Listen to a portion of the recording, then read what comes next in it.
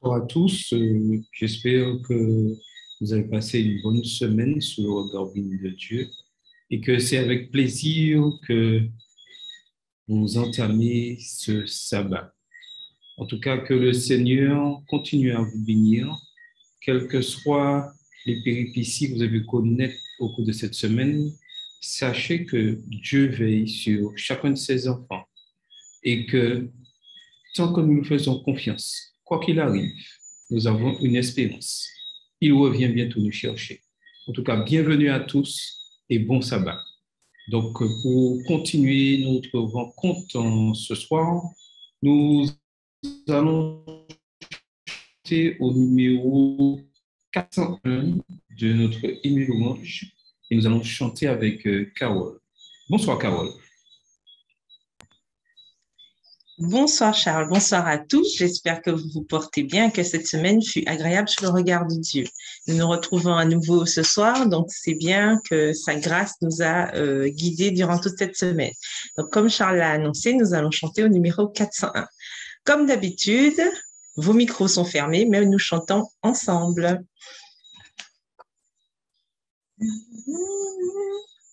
On y va? La nuit aura bientôt disparu, le journal.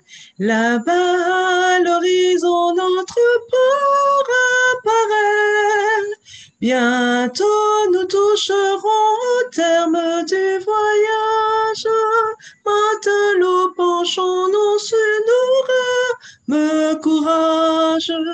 Poussons à bord, matelot, droit à bord.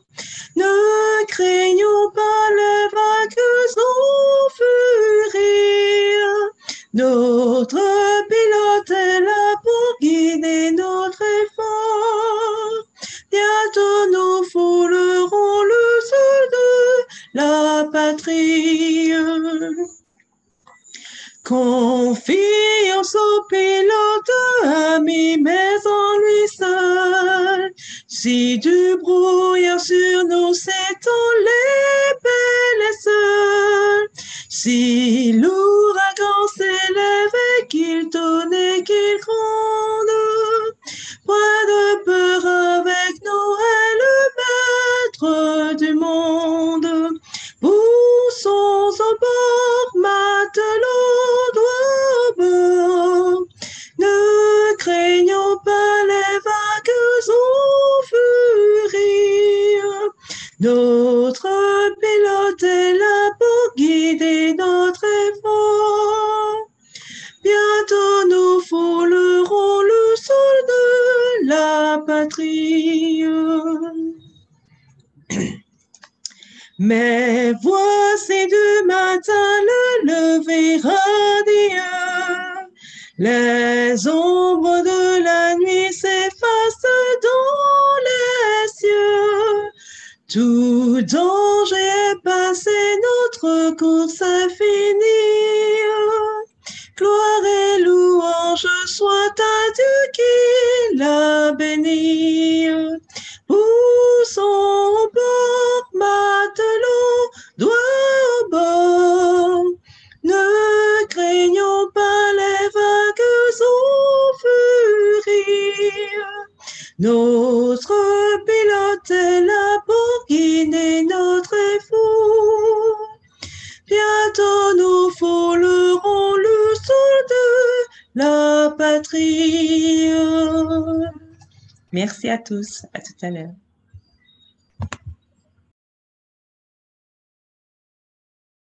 Je vous invite à incliner la tête pour la prière. Seigneur Dieu, nous voulons te remercier.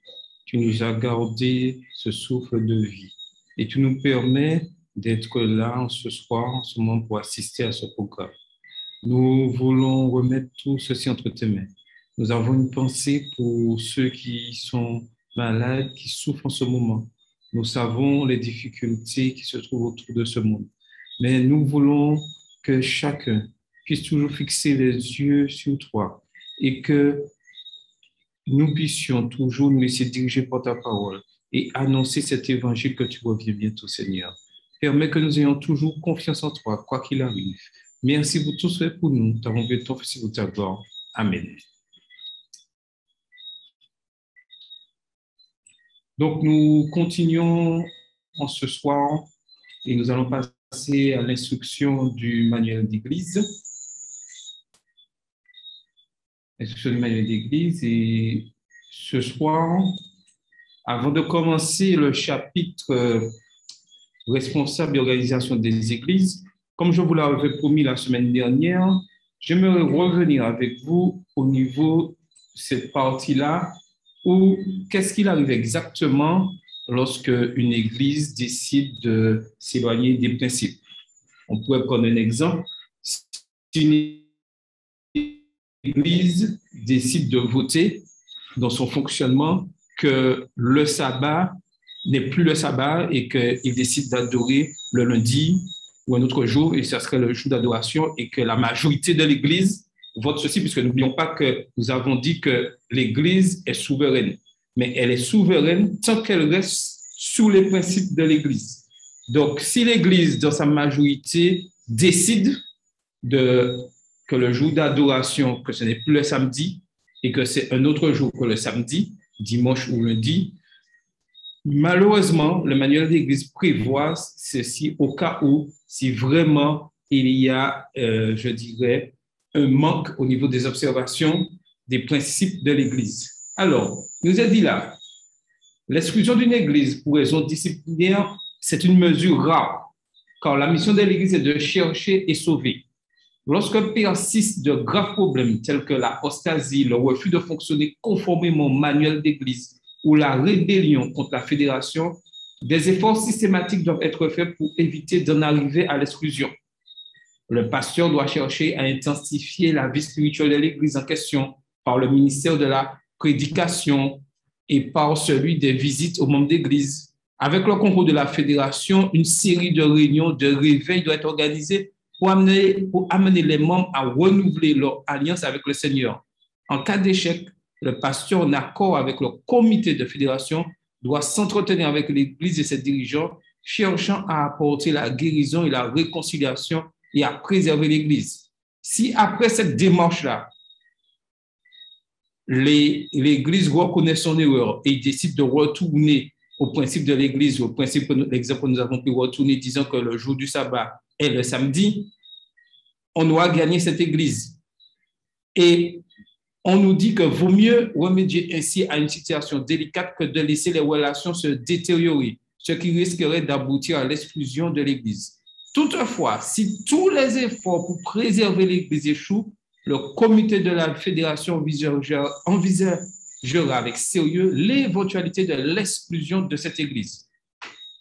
Si une telle action est entreprise, la procédure à suivre est la suivante. Vous voyez, même si l'Église persiste dans cette situation, on ne décide pas comme ça, une personne ne décide pas d'exclure cette Église. Il y a tout un processus qui est mis en place.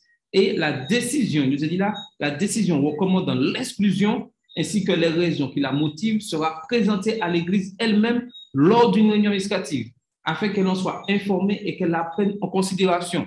Donc, cette Église, on va convoquer la réunion éducative, comme nous l'avons déjà vu une semaine minimum à l'avance, disant le sujet, l'exemple que nous avons pris, refus de pouvoir respecter le jour du sabbat ayant choisi un autre jour d'adoration. Ensuite, si l'Église n'accepte pas cette recommandation, elle peut réagir d'une des deux manières suivantes.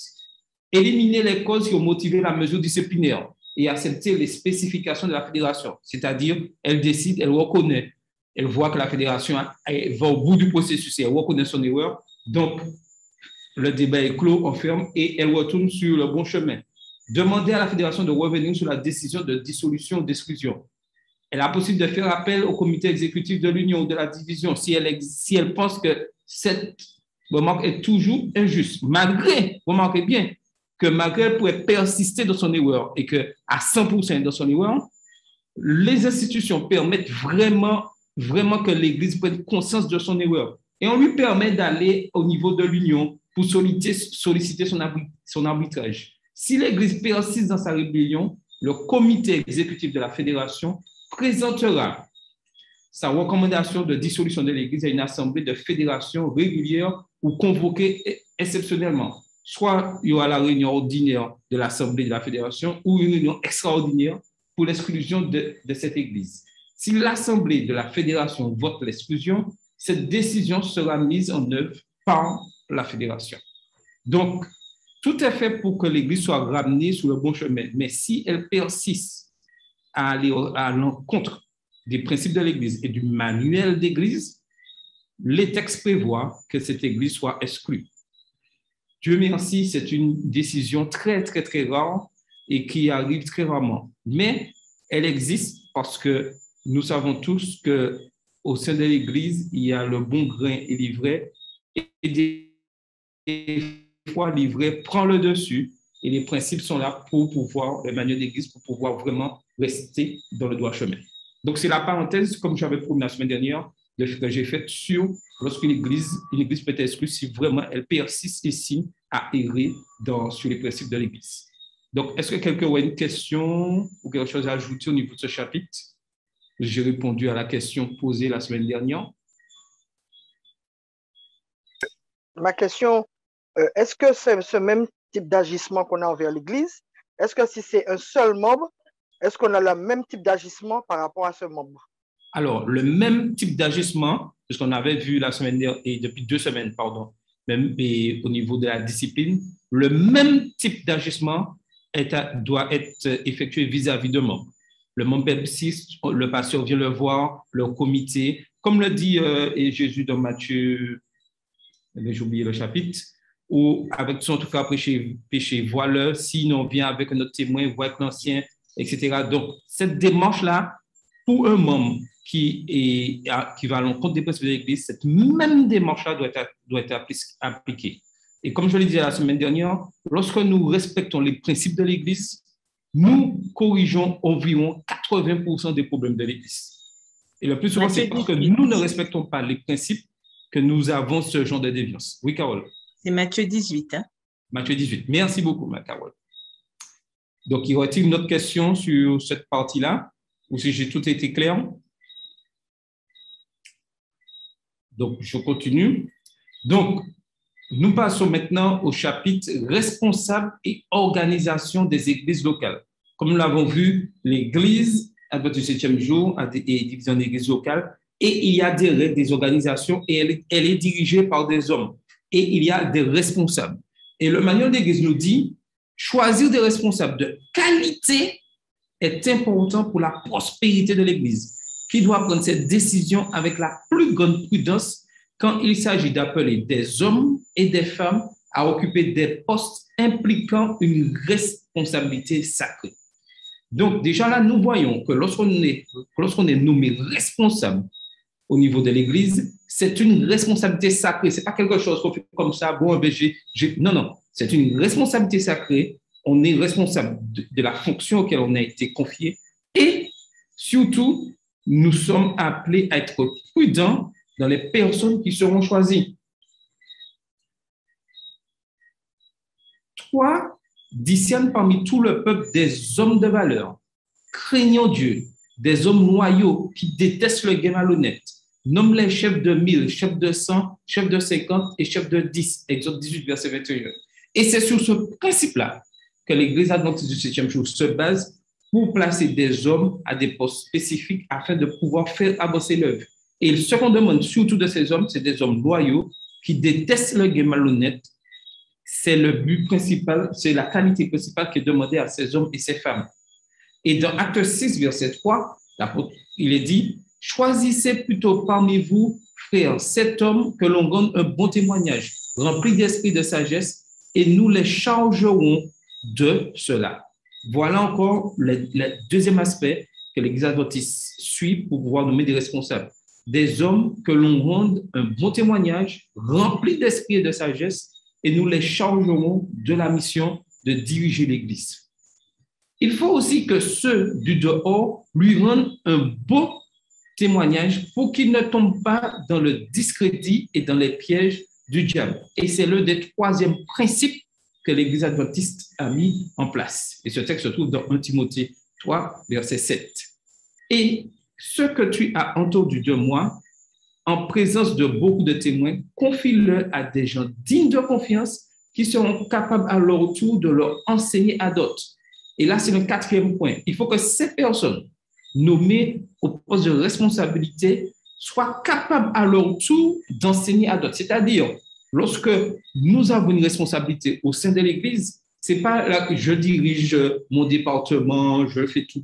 Je dois aussi avoir cet aspect de pouvoir former une personne, former d'autres personnes, enseigner d'autres personnes à pouvoir remplir la fonction à laquelle que j'ai. Parce que n'oublions pas, nous ne sommes pas éternels. Nous sommes là que pour un moment et pour un temps. Donc, c'est le 4e aspect de ce qui est demandé à des hommes responsables ou des femmes responsables à mettre en fonction au sein de l'Église. Il faut donc que l'épiscope, l'ancien, soit irréprochable, qu'il soit l'homme d'une seule femme, qu'il soit sobre, pondéré, décent, hospitalier, à l'enseignement, qu'il ne soit pas adonné au vin, ni violent, mais conciliant, pacifique, désintéressé, qu'il dirige bien sa propre maison et qu'il tienne ses enfants dans la soumission en toute dignité. En effet, si quelqu'un ne sait pas diriger sa propre maison, comment prendra-t-il soin de l'Église de Dieu? Que ce ne soit pas un nouveau converti, de peur qu'il ne soit aveuglé par l'orgueil et ne tombe pas dans le jugement du diable. Il faut aussi que ceux du dehors lui rendent un beau témoignage pour qu'il ne tombe pas dans le discrédit, dans les pièges du diable. Et vous remarquez bien que cette partie-là, certes le texte c'est pour les anciens, mais vous voyez qu'elle est placée au début, on n'est pas au chapitre des anciens. Tout ça c'est pour nous dire que même lorsqu'on nomme quelqu'un en responsabilité de département, les qualités qui sont demandées à l'ancien lui sont aussi appropriées. Il faut que cette personne remplisse tout cela pour pouvoir être responsable au sein de l'Église. Les ministres, diacres, pareillement, doivent être dignes, exempts de duplicité, d'excès de vin et de gains honteux. Ils doivent conserver le mystère de la foi dans une conscience pure. Qu'on les mette d'abord à l'épreuve et qu'ils exercent ensuite le ministère s'ils sont sans reproche. Et tout ceci va pour tous ceux à qui ils auront une responsabilité au sein de l'Église. Que les femmes de même soient dignes, non médisantes, sobres, dignes de confiance en tout. Les ministres diacres doivent être hommes d'une seule femme et bien diriger leurs enfants dans leur propre maison, car ceux qui ont bien exercé le ministère diaconat s'acquièrent un beau rang et une grande assurance par la foi en Jésus-Christ. 1 Timothée 3, les versets 2 à 13, et voir aussi dans 2 Timothée 1, les versets 5 à 11, et 2 Timothée 1, les versets 7 et 8. Que personne ne méprise ta jeunesse, soit pour les croyants un modèle en parole, en conduite, en amour, en foi, en pureté, jusqu'à ce que je vienne. Applique-toi à la lecture publique des Écritures, à l'encouragement, à l'enseignement. Veille sur toi-même et sur ton enseignement. Demeure dans tout cela, car en agissant ainsi, tu sauveras et toi-même et ceux qui t'écoutent. Et j'ajouterai quelque chose. Et en plus de tout ce que nous avons vu là, toutes ces qualités-là, nous le disons, que c'est pour les dirigeants d'église, c'est pour les responsables. Mais toutes ces qualités-là doivent aussi se trouver dans tous les membres d'église adventistes du 7e jour. Parce que nous sommes appelés à devenir des missionnaires et à proclamer l'évangile.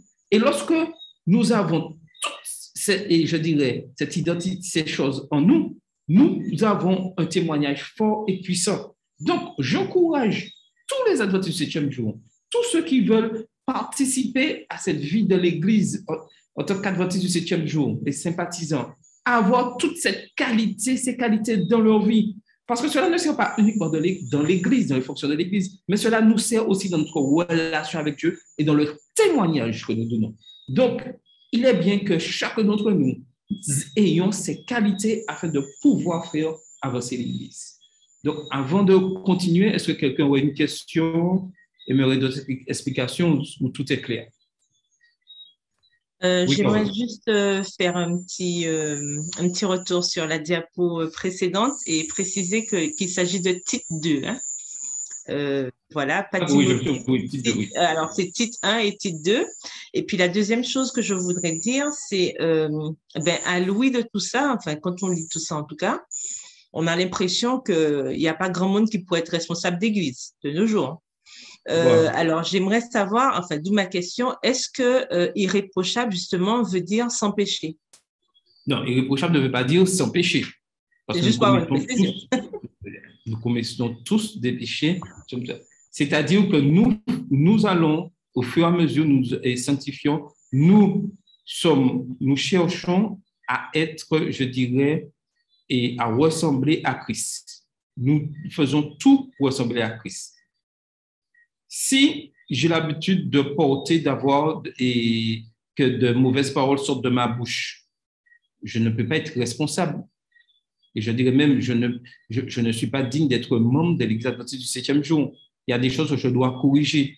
Donc, nous tendons à la perfection, mais Dieu souhaite placer des hommes qui soient dignes, parce que imaginez-vous que vous mettiez quelqu'un responsable ayant un mauvais témoignage, qu'est-ce que vous-même, en tant que membre d'Église, vous allez dire? Que cette personne n'est pas digne. Donc, il est bon d'avoir des hommes qui soient remplis du Saint-Esprit, et lorsqu'on est rempli du Saint-Esprit, on devient irréprochable et sans reproche. Voilà la chose. Laisser le Saint-Esprit travailler en nous. Oui, Carole. Alors, j'ai posé la question à dessein. J'ai vu dans le chat que quelqu'un précisait irréprochable, c'est sans reproche.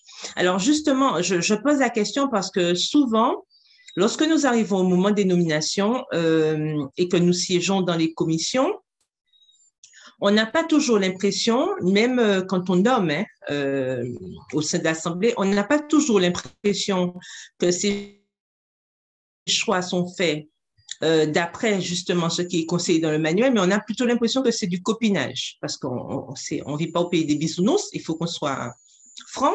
Et ça pose problème parce que même quand on sait que quelqu'un n'est pas digne, c'est-à-dire que la personne ne correspondrait pas pour être un responsable d'église, on y va quand même, sous le prétexte que nous sommes pécheurs, que la personne va progresser, etc., etc. Or, d'après les principes que nous voyons ici déclinés, on voit bien qu'il faut que ce soit quelqu'un, qui soit quand même irréprochable, c'est-à-dire dont on porte un bon témoignage, quelqu'un dont on n'a pas à faire des remarques désobligeantes et tout. Et on se rend bien compte que lorsqu'on ne suit pas ce modèle, qu'est-ce qui se passe? On se retrouve face à une église qui est un peu branlante. Pourquoi? Parce que comme le responsable même n'est pas irréprochable, il ne peut décemment pas faire des remarques. Si je trompe ma femme à droite à gauche, ou si j'ai un comportement qui ne correspond pas, j'insulte les gens, ma langue est trop pendue, j'ai toujours une mauvaise parole envers l'autre, comment je peux, moi, puisqu'on a dit que le responsable doit aussi être apte à l'enseignement, comment je peux aller devant les gens et leur dire attention, faites attention à vos paroles, faites attention à votre conduite, etc. Comment je peux, en tant que responsable, dire ça alors que moi-même, je ne suis pas en phase avec ce que je dis? Et c'est ce qui pose souvent problème dans nos églises, c'est qu'on nomme par esprit de convenance. D'accord? C'est par esprit de convenance, mais c'est pas vraiment en respectant les principes. Et on se rend bien compte que Dieu a bien fait les choses. Il a donné des recommandations. Et quand on ne suit pas ces recommandations, ça rejaillit malheureusement sur la communauté. Et c'est vraiment dommage parce que à cause de cela, on n'arrive pas à trouver une vitesse de croisière correcte pour pouvoir faire avancer l'œuvre comme il le faut. Et vraiment, tout ça doit peut-être nous aider à revoir notre copie parce que ça va vraiment nous aider à faire avancer la mission si nous commençons par respecter les choses basiques que Dieu nous a permis d'avoir pour pouvoir mieux diriger son église. Voilà, c'est pour ça que j'avais au départ posé cette question. Alors, Corinne a levé la main. Oui, alors j'abonde un petit peu dans le sens de Carole parce que c'est exactement ça. Tout ce qu'elle a dit là, c'est exact. Et je vais ajouter aussi que lorsque on est responsable, je me souviens qu'on avait une méditation, c'était la journée des pasteurs, hein, il me semble, et ça disait que lorsque un dirigeant ne prend pas à cœur ses responsabilités, il attire la malédiction sur l'Église. C'est encore plus grave. Tout à fait. Quand on est responsable et puis qu'on ne prend pas à cœur ses responsabilités, vous imaginez, attirer la malédiction sur l'Église, c'est grave. Donc, je pense que comme elle a dit, il ne faut pas sélectionner les dirigeants selon nous, mais selon les dons qu'ils ont. Et on doit être capable aussi de savoir déceler les dons en tant qu'Église. Parce qu'il y a des gens qui pensent qu'ils sont calés dans des postes, et puis il y a d'autres qui sont peut-être plus calés et qu'on ne donne pas l'opportunité de s'exercer. Et qui après, quand on leur donne, ça m'est arrivé, je donne juste un témoignage de 5 minutes, de 5 secondes du moins. Il y avait une sœur de chez nous, et la sœur, on avait prétexté qu'elle était timide, elle ne savait pas parler. Alors, j'ai dû la défendre, j'ai dit, mais mes frères, est-ce que vous avez donné à la sœur l'opportunité de s'exprimer? À quel moment vous lui avez dit de faire quelque chose pour que vous sachiez ce qu'elle fait? Et finalement, à force d'insister, on avait un effort d'évangélisation et on cherchait quelqu'un pour les enfants. Alors, j'ai sollicité, j'ai dit, je donne le nom de la sœur. Ça a provoqué un petit peu de résistance. Finalement, ils ont abdiqué. Et la sœur, ils ont vu que la sœur avait des qualités exceptionnelles. Et elle a fait la sœur a impressionné tout le monde. Les gens étaient étonnés de voir que la sœur avait cette qualité. Alors je leur ai dit après, mais vous avez vu, parce que vous lui avez donné l'opportunité. Et bien souvent, c'est ce qui se passe. Comme elle a dit, copinage, au lieu de donner l'opportunité aux gens de faire quelque chose pour Dieu. Voilà. Tout à fait. Alors, j'ajoute quelque chose d'important. Ça veut pas... Oui, attends, je te donne la parole. Ça ne veut pas dire que le dirigeant ne commet pas d'erreurs. Hein. Écoutez-moi bien. Hein. Nous commettons tous des erreurs. Mais la qualité d'un dirigeant, c'est aussi de reconnaître ses erreurs. J'ai fauté, j'ai fait une erreur, j'ai mal agi, et de pouvoir continuer. Et ça, c'est très important. Je n'ai pas dit qu'on ne commet pas d'erreurs, mais savoir reconnaître ses erreurs, c'est une qualité de dirigeant. Oui, Yolette, vas-y. En fait, tu as déjà répondu à ma compréhension sur ce que je voulais dire. C'est que je voulais réagir concernant le mot irréprochable. Tout simplement que le mot irréprochable, j'aurais préféré remplacer par quelqu'un qui a par maturité spirituelle. Donc, parce qu'en réalité, sans le sang de Jésus, personne ne naît et ne sera jamais digne. Donc, c'est quelqu'un qui a une maturité spirituelle, donc qui est capable de reconnaître s'il fait une erreur, de se tourner vers Dieu, de demander pardon, et s'il fait une erreur aussi aux côtés d'un membre de l'église, même si c'est un dirigeant aussi, qu'il soit capable de s'excuser, de s'humilier. C'est pas de la flatterie, c'est le respect des principes de l'Église et aussi quelqu'un qui a de l'amour pour Dieu, que Dieu a donné une responsabilité, doit respecter les principes de l'Église. S'il fait une erreur, qu'il s'est tourné pour demander pardon et puis qu'il d'abord à Dieu et puis s'excuser auprès du frère ou bien de la sœur. Voilà, mais ça ne veut pas dire que personne ne sera jamais irréprochable. Tu as déjà répondu, oui, Charles. Donc, tout à fait, tu as bien raison, et c'est ça que ça veut dire. Mais c'est ça que ça veut dire irréprochable, c'est-à-dire que lorsque je commets une erreur, je sais et je demande pardon. Et ça, c'est une qualité vraiment que nous devons avoir. Je ne dis pas dirigeant, que nous devons avoir en tant que membre d'église. Oui, Carola. Oui, je voulais quand même ajouter, enfin compléter par rapport à ce que Yolette disait. Effectivement, dans la notion d'irréprochable, c'est sûr qu'on ne voit pas cette perfection qui est attendue puisque nous sommes tous pécheurs, effectivement.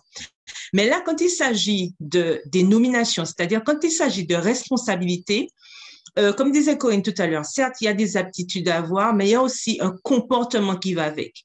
Parfois, nous savons parfaitement que quelqu'un n'est pas... La personne n'a pas une attitude, un comportement. On ne porte pas un bon témoignage de cette personne. Cette personne n'a pas un comportement qu'il faut et pourtant on le nomme. Pourquoi? Ben, parce qu'on l'aime bien, parce que et c'est ça le vrai problème ici. C'est pas qu'on cherche la perfection, mais c'est parce que des fois malheureusement on fait des choix. Sciemment, on sait que quelqu'un par exemple travaille le samedi, mais bon, allez, c'est bon, on va faire quand même des petits arrangements. Enfin, ce sont des petites choses comme ça qui font que malheureusement, ça a un impact négatif sur la maison de Dieu. Et ça, c'est vraiment dommage. Il faut qu'au départ, les personnes qui puissent diriger, et c'est ce que je comprends à travers ce que nous voyons ce soir, les personnes qui sont à la tête, parce que c'est comme dans tout, même dans le cadre, dans le cadre séculier, même au travail, c'est sûr qu'on va pas mettre directeur général, quelqu'un qui arrive tout en retard, qui n'a pas un comportement qu'il faut, ça va porter atteinte à la société. C'est la même chose pour la maison de Dieu. Il faut savoir que les personnes qu'on va mettre en place, ça doit être des personnes quand même qui puissent mener la barque, qui puissent permettre aux gens d'avancer. Parce que c'est comme un parent. Si le parent déjà a une attitude qui ne va pas, il ne peut pas s'attendre à ce que son enfant aussi puisse suivre. Quand la tête est malade, le reste du corps aussi. Et c'est ce qu'on veut dire par là. Il faut qu'on fasse attention à ne pas faire des choix par émotion, mais faire des choix intelligents qui puissent permettre à l'Église d'avancer, permettre à l'Église d'aller plus loin. Parce que malheureusement, on n'y est pas encore. Et ça pose un problème. Et je pense que vraiment, à ce niveau, nous devons revoir notre copie parce que nous sommes d'accord que nul n'est parfait. Ça va pas exister. Ça, on le sait. Néanmoins, il y a des gens qui ont des aptitudes qu'on ne choisit pas. Et il y a des gens qui n'ont pas les aptitudes et ils n'ont pas les caractéristiques qu'il faut et qui se retrouvent responsables d'église. Et malheureusement, c'est un problème. C'est un problème. Et je pense qu'avec la grâce de Dieu, on doit pouvoir faire un bond en avant à ce niveau-là pour pouvoir changer les attitudes. Comme on dit, quand on ne sait pas, on ne sait pas. Mais quand on sait, il faut qu'on commence à réfléchir et voir les choses autrement pour permettre à l'Église justement d'avancer. OK. Donc, je continue. On continue pour conclure. Alors, l'apôtre Paul fit quérir les anciens de l'Église et leur prodigua ses conseils. Prenez donc garde à vous-même et à tout le troupeau parmi lequel l'Esprit Saint vous a nommé épiscope ancien. Faites paître l'Église de Dieu, cette Église qui s'est acquise par son propre sang. Je sais bien, moi, qu'après mon départ, s'introduiront parmi vous des loups féroces qui n'épargneront pas le troupeau, et que d'entre vous-mêmes se lèveront des hommes qui diront des choses perverses pour entraîner les disciples à leur suite. Veillez donc en vous souvenant que pendant 3 ans, nuit et jour, je n'ai cessé dans les larmes d'avertir chacun de vous. Tout ceci pour nous dire que malgré nous allons respecter les principes, il y aura des hommes et des femmes qui chercheront comme des loups à ravir l'Église de sa mission. Donc, c'est pour cela que nous devons, chacun individuellement, être sous nos gardes. Et il continue. Nous vous demandons, frères, d'avoir de la considération pour ceux qui se donnent de la peine parmi vous, qui vous dirigent dans le Seigneur et qui vous avertissent. Ayez-les en très haute estime, aimez-les à cause de leurs œuvres, soyez en paix entre vous. Et là, c'est un deuxième aspect en tant que membre, lorsque nous n'avons pas de responsabilité. Nous devons prier pour les dirigeants. Nous devons aimer les dirigeants. Nous devons aider les dirigeants dans leur mission et faire tout pour soulager leurs tâches. Et ça, c'est un élément très important que l'apôtre Paul insiste. L'une des missions, certes, nous plaçons des dirigeants, irréprochables, remplis du Saint-Esprit, mais nous devons tout faire afin de les aider dans leur mission, afin que l'Église puisse avancer. C'est ensemble, dirigeants et membres, ayant poste ou n'ayant poste, que nous ferons l'Église de Dieu avancer. Les chrétiens de Thessalonique connaissaient de graves ennuis à cause de ceux qui s'introduisaient parmi eux et professaient des idées et des doctrines fanatiques. Quelques-uns vivaient dans le désordre, ne travaillaient pas, mais s'occupaient de futilité. L'Église avait été organisée avec méthode. Des officiants y avaient été désignés en qualité de pasteurs et de diacres. Pourtant, certains membres à l'esprit indépendant et rebelle refusaient de se soumettre à la tutelle des chefs ecclésiastiques. Ils revendiquaient non seulement le droit d'avoir des opinions personnelles, mais aussi celui d'exposer publiquement leur vue devant l'Église. Pour faire face à cette situation, Paul recommanda aux Thessaloniciens d'avoir du respect et de la déférence envers ceux qui avaient été choisis pour occuper des postes de confiance dans l'Église. Tout ceci, c'est pour nous dire que nous devons respecter les dirigeants. Et même si certains dirigeants commettent des erreurs, nous devons respecter et agir toujours avec sobriété, suivant les principes de l'Église, puisqu'il y a des principes de l'Église. Si le dirigeant commet des erreurs, nous devons suivre les principes de la Bible, suivre les principes qui nous sont donnés. Mais il est important, et j'insiste sur cet aspect, en tant que membres, nous devons tout faire pour soulager la tâche des dirigeants. Ceux qui occupent des charges dans l'Église peuvent avoir leurs défauts comme d'autres personnes et se tromper dans leurs décisions, et nous l'avons dit tout à l'heure. Mais l'Assemblée du Christ sous terre leur a cependant conféré une autorité dont on ne doit pas faire fi. Nous devons respecter cette décision. En bien des endroits, nous rencontrons des hommes qui ont été appelés trop tôt à occuper des postes de responsabilité, tels qu'anciens d'église, alors qu'ils n'ont pas les qualités requises pour cette charge. Ils ne savent pas se maîtriser, leur influence n'est pas bonne. Les défauts de caractère de tels conducteurs font subir à l'église de continuels ennuis. Ces hommes ont reçu trop rapidement l'imposition de main.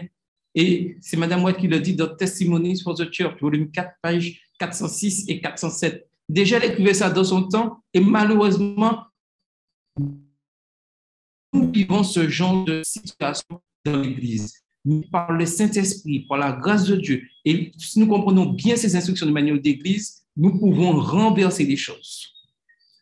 Dernièrement, se sont élevés parmi nous des hommes qui prétendent être des serviteurs du Christ, mais dont l'œuvre est opposée à l'unité que notre Seigneur a établie dans l'Église. Ils ont des plans et des méthodes de travail à eux et ils désirent introduire des innovations dans l'Église. Dans l'Église, pour satisfaire leurs idées de progrès, s'imaginant de la sorte obtenir de grands résultats. Ces hommes ont besoin d'être élèves plutôt que professeurs à l'école du Christ. Ils sont toujours agités, aspirant à accomplir quelques grandes œuvres qui leur attirera de l'honneur. Ils ont besoin d'apprendre la plus profitable de toutes les leçons, l'humilité et la foi en Jésus. Et c'est ces qualités-là que nous devons rechercher lorsque nous nommons des responsables d'Église. L'humilité et la foi en Jésus. Et lorsque nous cherchons ces deux aspects-là, nous verrons de véritables changements dans nos églises. Ceux qui enseignent la vérité, les missionnaires, les dirigeants de l'Église, pourraient faire une bonne œuvre pour le maître s'ils voulaient seulement purifier leur âme en obéissant à la vérité. Dieu a placé dans l'Église pour lui servir d'auxiliaire des hommes aux talents variés, afin que grâce à la sagesse de plusieurs, on puisse accéder à la connaissance de cet esprit. Les personnes qui agissent sous l'impulsion de leurs traits de caractère dominants et refusent de collaborer étroitement avec celles qui possèdent une longue expérience de l'œuvre de Dieu seront aveuglées par leur confiance en elles-mêmes et incapables de discerner le vrai du faux. Il n'est pas prudent que de telles personnes soient choisies pour diriger l'Église, car elles suivraient leur propre jugement, accompliraient leurs propres projets sans aucun égard pour ceux de leurs frères. Il serait alors facile à l'ennemi d'agir par l'intermédiaire de ceux qui, ayant eux-mêmes besoin d'être conseillés, se chargeraient de prendre les âmes sur leur propre tutelle sans avoir appris l'humilité du Christ. Conquérant Pacifique, les pages 245 et 246. Donc, il est important que nous choisissons et nous-mêmes ayons ces qualités. L'humilité en Christ. Voilà ce que nous devons rechercher pour nous, premièrement, et aussi pour les dirigeants. Est-ce que je pourrais poser juste une question? Dans la diapo, justement, que nous voyons, les personnes qui agissent sous l'impulsion de leur trait de caractère dominant et refusent de collaborer étroitement avec celles qui possèdent une longue expérience de l'œuvre de Dieu.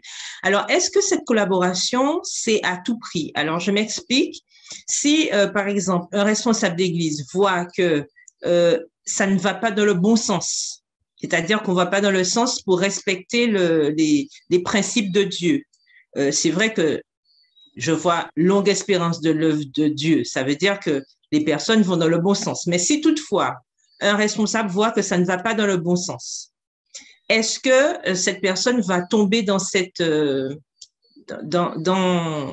description de cette personne qui essaie de ravir ou de semer la zizanie? C'est une question que je pose. Est-ce que... Oui. Oui. Lorsque nous sommes remplis du Saint-Esprit, Dieu nous dirige. Dieu est un Dieu d'ordre. Même lorsque l'Église pourrait aller dans le sens contraire de la parole, nous ne sommes pas des justiciers cherchant à vouloir changer les choses. Nous disons les choses et nous laissons le Saint-Esprit agir. Ne soyons pas non plus, quel que soit, même si l'Église part dans une mauvaise direction et nous sommes, entre guillemets, 100% sûrs qu'elle est dans la mauvaise direction, agissons toujours avec humilité dans tout ce qui se passe, puisque nous savons que dans l'Église, le l'ivraie et le bon grain sont appelés à grandir ensemble. Et j'insiste sur cette partie-là, l'humilité et se laisser diriger par le Saint-Esprit. Des fois, Dieu permet des choses et il laisse aller. Lorsque le peuple s'est révolté pendant que Moïse était sur la montagne récupérant les 10 commandements et Aaron a fait veau d'or, etc., Dieu aurait pu envoyer le feu, les détruire tout de suite. Et Dieu ne l'a pas fait. Des fois, malheureusement, l'Église est obligée, lorsqu'elle est dans l'errance, grandir dans cette errance et après Dieu agit. Et c'est après quand Moïse est descendu que Dieu a donné ses sanctions, a donné la punition. Donc, il faut toujours se laisser être dirigé par le Saint-Esprit et ne pas chercher à vouloir se faire justice soi-même, parce que l'Église, ce n'est pas mon Église, l'Église, c'est l'Église de Dieu. Oui, mais Charles, excuse-moi, mais même si c'est... Okay, je suis d'accord quand tu dis... Oui. Je suis d'accord quand tu dis que c'est l'Église de Dieu, tout d'accord, mais tu viens de dire que Dieu est un Dieu d'ordre. Alors, ça veut dire que s'il y a de l'apostasie, par exemple, quelqu'un qui vient dans l'Église et veut 6 hommes et la zizanie dans l'Église, il faut quand même prendre des mesures disciplinaires à la côté de cette personne. Je suis d'accord avec toi. Non, mais est-ce que... Attends, je termine, pour ne pas polluer en quelque part les autres membres. Nous sommes d'accord. Mais est-ce que parce que cette personne a... Attends, reste là. Je disais, est-ce que cette personne est de l'apostasie? Est-ce que je vais monter sur la chair et crier, frère, un tel est dans l'apostasie? Non, je ne vais pas. Mais non, quand même. Non, mais c'est ça que je veux dire, être dirigé par le Saint-Esprit. Je n'aurais jamais procédé à. Quand même, il y a un comité d'église, il y a quand même certaines choses. Mais tu sais, mais il y a des personnes, par manque d'humilité, prennent ce pouvoir-là et monter sur la chair pour dire, frère, un tel. Non, Dieu ne nous a pas donné. C'est pour ça que je dis agir humilité et se laisser diriger par le Saint-Esprit. Voilà, c'est ça. Oui, tout à fait. Ah non, mais monter sur la chair, dire, parce que si ça fallait dire, tous les membres d'église que nous sommes passibles de cela aussi. Donc non, je pense que, comme tu l'as dit, Dieu est un Dieu d'ordre et dans l'église de Dieu, c'est Dieu. Ce qu'on oublie, c'est que nous sommes des serviteurs au service de Dieu et au service des hommes. Donc, personne n'a le droit de se prétendre à quel que soit. Tout le monde, lorsqu'on est, comme tu as dit, soumis à l'Esprit de Dieu, on mange selon l'Esprit. Ça veut dire que c'est l'Esprit de Dieu qui me guide, c'est l'Esprit de Dieu qui va m'orienter sur comment diriger l'Église. C'est pourquoi j'aime bien l'histoire de Josué. Au départ, quand Josué va prendre la tâche, l'Éternel lui dit de ne pas s'écarter de la loi ni à droite ni à gauche. C'est alors que tu réussiras dans tout ce que tu entreprendras. Et c'est ça la qualité de mon dirigeant, c'est se soumettre sous la direction, se placer sous la direction divine et du Saint-Esprit, et il va faire un beau dirigeant. Tout à fait. Et c'est pour ça que je disais qu'il faut se laisser diriger par le Saint-Esprit. Et n'oublions pas, nous avons tous des opinions. Il ne nous est pas demandé de faire abstraction de nos opinions, mais c'est ensemble, avec le Saint-Esprit, que nous allons réussir à travailler ensemble. Il n'est pas demandé à tout le monde d'avoir le même avis.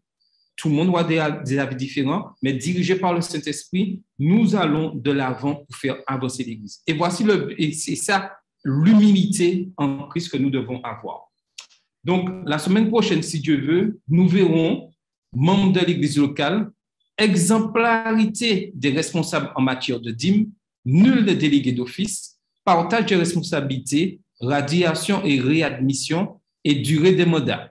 Donc, que nous puissions toujours continuer à nous former au manuel d'Église et surtout, restons attachés à la parole de Dieu, aux principes bibliques, et nous verrons, comme je le disais au départ, que nous aurons beaucoup moins de problèmes lorsque nous restons attachés aux principes de l'Église. Donc, nous allons passer maintenant au bulletin missionnaire, et le bulletin missionnaire en ce soir sera raconté par France. Bonsoir France. Bon sabbat. Donc, je vais vous présenter le bulletin missionnaire de ce sabbat. Nous partons tout de suite au Japon et je serai l'intermédiaire d'Asegawa Aoue, qui a 65 ans. Donc, elle dit ceci, qu'elle souhaitait ouvrir un restaurant au Japon où les gens pourraient se maintenir en meilleure santé tout comme elle l'avait fait dans une station thermale adventiste de l'État américain de l'Alabama. Donc, son mari et elle avaient pris l'avion depuis leur maison au Japon pour aller en Alabama afin de chercher un traitement contre son cancer. Donc, elle était adventiste du 7e jour. Elle avait entendu dire que les médecins adventistes travaillant dans une station thermale pourraient être en mesure de les aider.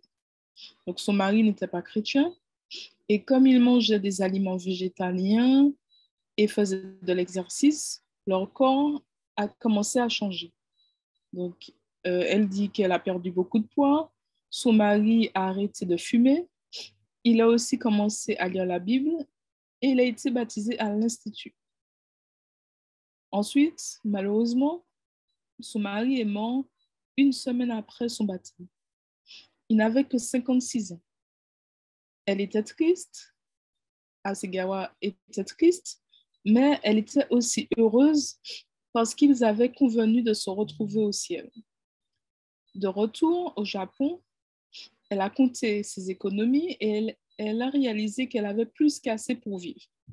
Donc, elle voulait utiliser son argent pour répandre l'évangile au Japon, où seul 1% de la population est chrétien. Donc, elle a donc commencé à prier en disant ceci: « Mon Dieu, que dois-je faire ?» Un jour, elle a lu Ésaïe 55, verset 13 pendant ses méditations. Et ce verset dit: « Au lieu des buissons s'élèvera le cyprès, au lieu de l'ortie croîtra le myrte, et ce sera pour l'Éternel une renommée, un signe perpétuel qui ne sera pas retranché. » Alors à ce moment-là, elle a su qu'elle voulait ouvrir un restaurant où elle pourrait aider les gens à être en meilleure santé, à se sentir mieux, comme elle l'avait fait en Alabama. Elle s'est dit: peut-être pourrais-je aussi gagner leur confiance et les orienter vers Jésus. Donc, elle a décidé de donner au restaurant le nom de Myrte, d'après ce verset d'Ésaïe. Le même jour, elle s'est promenée dans une rue de sa ville natale, juste à la sortie de Tokyo, et elle a vu un terrain à vendre. Donc, c'était un endroit parfait, près de 3 églises adventistes. Elle a acheté le terrain inoccupé, elle a payé pour la construction du restaurant. Et pour être honnête, elle dit, elle ne connaissait rien à la restauration. Donc, elle a fréquenté une école de cuisine végétarienne adventiste pour avoir des idées. Et ensuite, elle a créé ses propres repas pour le restaurant. Une foule nombreuse s'est présentée le jour de l'ouverture, mais c'était le chaos à l'intérieur. Elle ne savait toujours rien de la gestion du restaurant. Donc, l'un des clients, un ancien client de l'assurance, connaissait quelqu'un qui possédait un café à proximité et a demandé à la propriétaire de l'aider. Donc, elle a beaucoup aidé. Les affaires ont bien marché.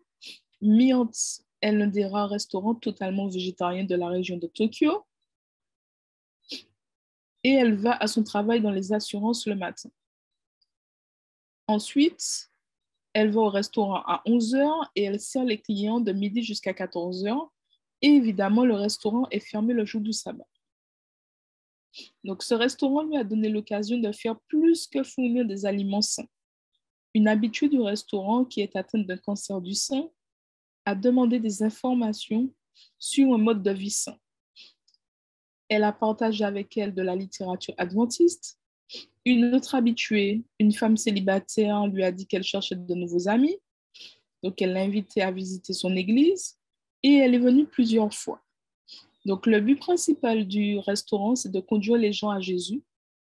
Ellen White a dit: « Dieu veut que nous établissions des restaurants végétariens dans les villes. Correctement gérés, ils deviendront des centres d'évangélisation. » Donc, c'est tiré d'évangéliser les villes. C'est pourquoi elle a ouvert ce restaurant et c'est le restaurant de Dieu. Dieu l'aide à le gérer et le propriétaire est Jésus. Donc, ce qu'il faut savoir, c'est que l'Union du Japon compte 97 églises, 48 groupes et 14 978 membres. Sur une population de 126 180 000 habitants, cela représente un membre pour 8 424 personnes. Le premier adventiste du 7e jour à se rendre au Japon fut Abraham Larue, un missionnaire américain indépendant travaillant en Chine. Dès 1889, la rue a fait plusieurs voyages au Japon, distribuant des publications adventistes à Yokohama et à Kobe. Alors, donc on nous parle aussi de Stephen Haskell qui s'est rendu en 1890 et a rapporté dans la revue qu'il y avait eu un baptême et que plusieurs personnes intéressées désiraient respecter le sabbat. Donc, on nous parle encore de nombreux ouvriers, des premiers ouvriers adventistes du 7e jour qui avaient été envoyés au Japon. Et il s'agit de Granger, ancien président du Ellsberg en Californie, et ainsi que Okohiro, un japonais ancien étudiant de Ellsberg. Ils sont arrivés à Tokyo le 19 novembre 1896 et ont créé l'école biblique Shiba qui a été rapidement fréquentée par 60 jeunes hommes. Donc voilà, c'est le bulletin de ce soir. Merci France pour ce magnifique récit. Donc pensons à eux dans nos prières.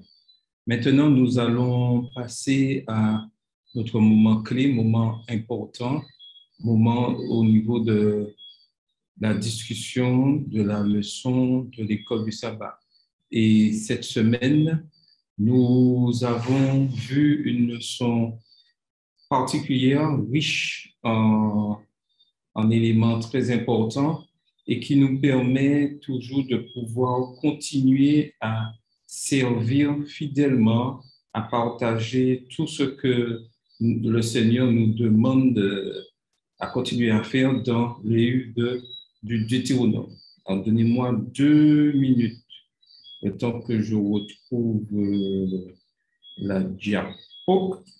C'est un petit souci technique, on va régler ça rapidement.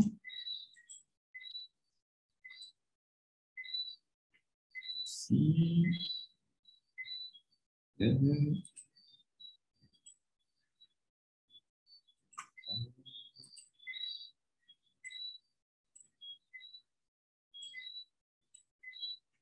OK.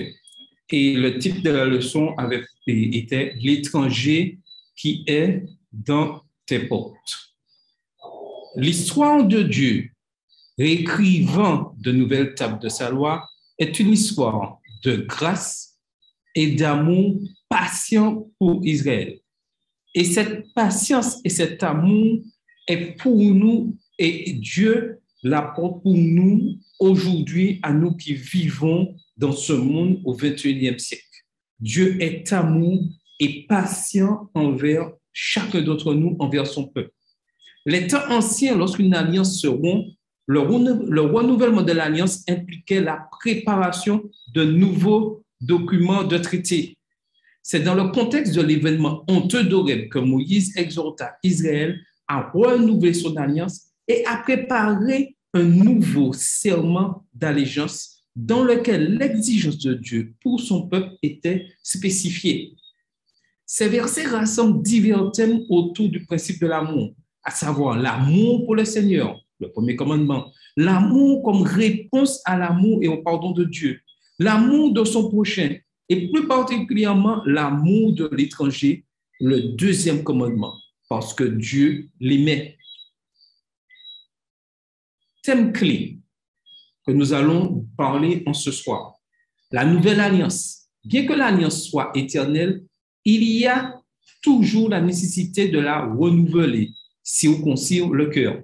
La circoncision du cœur, l'imagerie de la circoncision du cœur est une sorte de mélange de métaphores révélant une vérité théologique cruciale. Aimer l'étranger, aimer son prochain est une chose, mais les étrangers aussi méritent notre amour. La nouvelle alliance, il y a un paradoxe dans le renouvellement d'une alliance qui naît. Logiquement, une alliance éternelle n'a pas besoin d'être renouvelée, puisque c'est une alliance éternelle. La leçon qu'on tire de ce paradoxe a rapport avec la fidélité de Dieu par rapport à l'infidélité de son peuple.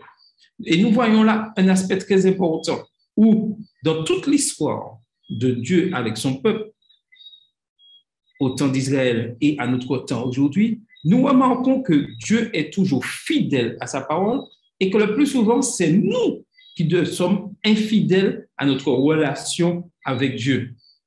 Notez que la nouvelle alliance n'implique pas une nouvelle loi. Et ça, c'est très important à comprendre ça. Nouvelle alliance, ce n'est pas une nouvelle loi. C'est un renouvellement d'engagement. C'est la même loi qui est réécrite sur de nouvelles tables. Ce n'est pas une nouvelle loi qui apparaît. Non, c'est la même loi qui a été réécrite sur une nouvelle table. Ce que Dieu exige maintenant, c'est simplement une internalisation de la loi. C'est-à-dire que cette loi puisse être en nous et que nous puissions la mettre en pratique. La loi qui est écrite sur les tables de pierre doit être écrite dans le cœur du peuple. Et c'est là le nouvel aspect que Dieu veut mettre en place. OK, la loi a été écrite sur des pierres, mais maintenant, il souhaite que cette loi habite dans le cœur de chacun des membres du peuple d'Israël. C'est-à-dire que quand cette loi est inscrite en moi, tout ce que je vais faire, mon témoignage, mes relations avec les autres vont sortir de cette loi que Dieu a écrite sur la pierre. Et ainsi, les autres nations, les autres ne vont pas voir une loi écrite et des principes, mais ils vont voir des hommes et des femmes qui vivent ces lois. Et c'est ce que Dieu nous appelle aujourd'hui à être, des éléments qui vivent et qui montrent que la loi peut être vécue pleinement dans cet amour que Christ a avec son peuple. Aujourd'hui, la question est, est-ce que nous vivons pleinement les lois qui ont été écrites sur la pierre? Le renouvellement de l'alliance est le renouvellement du cœur. Le mécanisme de ce processus, c'est l'amour. Sans amour, nous ne pouvons comprendre vraiment l'essence de la loi. S'il n'y a pas cet amour, si Dieu n'est pas amour vis-à-vis de nous, si Dieu n'avait pas donné son Fils unique pour mourir sur la croix pour nous sauver, ce grand amour, nous ne serions pas là aujourd'hui. Jérémie, qui utilise pour la première fois l'expression nouvelle alliance, l'a définit dans les termes suivants. Non comme l'alliance que je traitais avec leur père le jour où je les saisis par la main pour les faire sortir du pays d'Égypte, alliance qu'ils ont violée, quoique je fusse leur maître, dit l'Éternel. Mais voici l'alliance que je ferai avec la maison d'Israël. Après ces jours-là, dit l'Éternel, je mettrai ma loi au-dedans d'eux. Je l'écrirai dans leur cœur et je serai leur Dieu et ils seront mon peuple. Et ce message est tout encore d'actualité pour nous aujourd'hui qui cherchons à connaître la volonté de Dieu. Dieu veut que cette loi soit au fond de nos cœurs et que nous puissions la vivre comme un témoignage vivant. Fait intéressant, la même expérience de document d'alliance rompu est rapportée dans le livre de Jérémie. Le prophète, comme Moïse, a également dû réécrire son livre. De même, lorsque l'apôtre Paul se référait à la nouvelle alliance, 2 Corinthiens 3, verset 6, il la comprenait comme une alliance spirituelle qui est écrite non sur des tables de pierre, mais sur des tables de chair sur les cœurs. 2 Corinthiens 3, verset 3. Maintenant, nous allons réfléchir et vous aurez la parole pour répondre aux questions. Comment la notion biblique de la nouvelle alliance dans le livre de Deutéronome s'applique-t-elle à notre compréhension de la relation entre l'Ancien et le Nouveau Testament? Pourquoi la nouvelle alliance implique-t-elle la même loi? Pourquoi Dieu a-t-il écrit la loi sur les pierres plutôt que dans le cœur du peuple? Alors, vous avez la parole. Qui se lance en premier?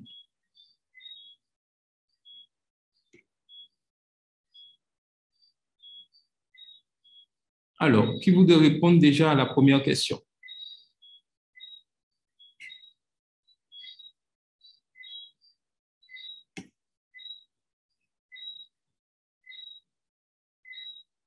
Alors, vous avez la parole. Alors, vu que nous avons bien vu que la nouvelle alliance, en fait, se réfère à la loi de Dieu par rapport à Deutéronome, nous voyons bien que cette loi, elle est valable, que ce soit dans l'Ancien Testament ou le Nouveau Testament. Et tout tourne autour de ces lois-là. Donc, c'est pour montrer en quelque part justement l'importance de la loi de Dieu, puisque souvent on entend, oui, mais la loi a été abolie, dans le Nouveau Testament, il n'y a plus de loi, etc. Alors qu'on se rend bien compte que non, puisque tout le plan déjà de la rédemption, tout ça, c'est basé sur cette loi. Donc, nous voyons bien, oui, parce que c'est parce qu'il y a eu désobéissance, et il y a eu désobéissance de quoi? Il y a eu désobéissance de la loi. Donc, et c'est pour ça qu'on en est arrivé jusque-là et jusqu'au sacrifice de Jésus pour justement nous rabibocher avec ce Dieu qui nous aime tant.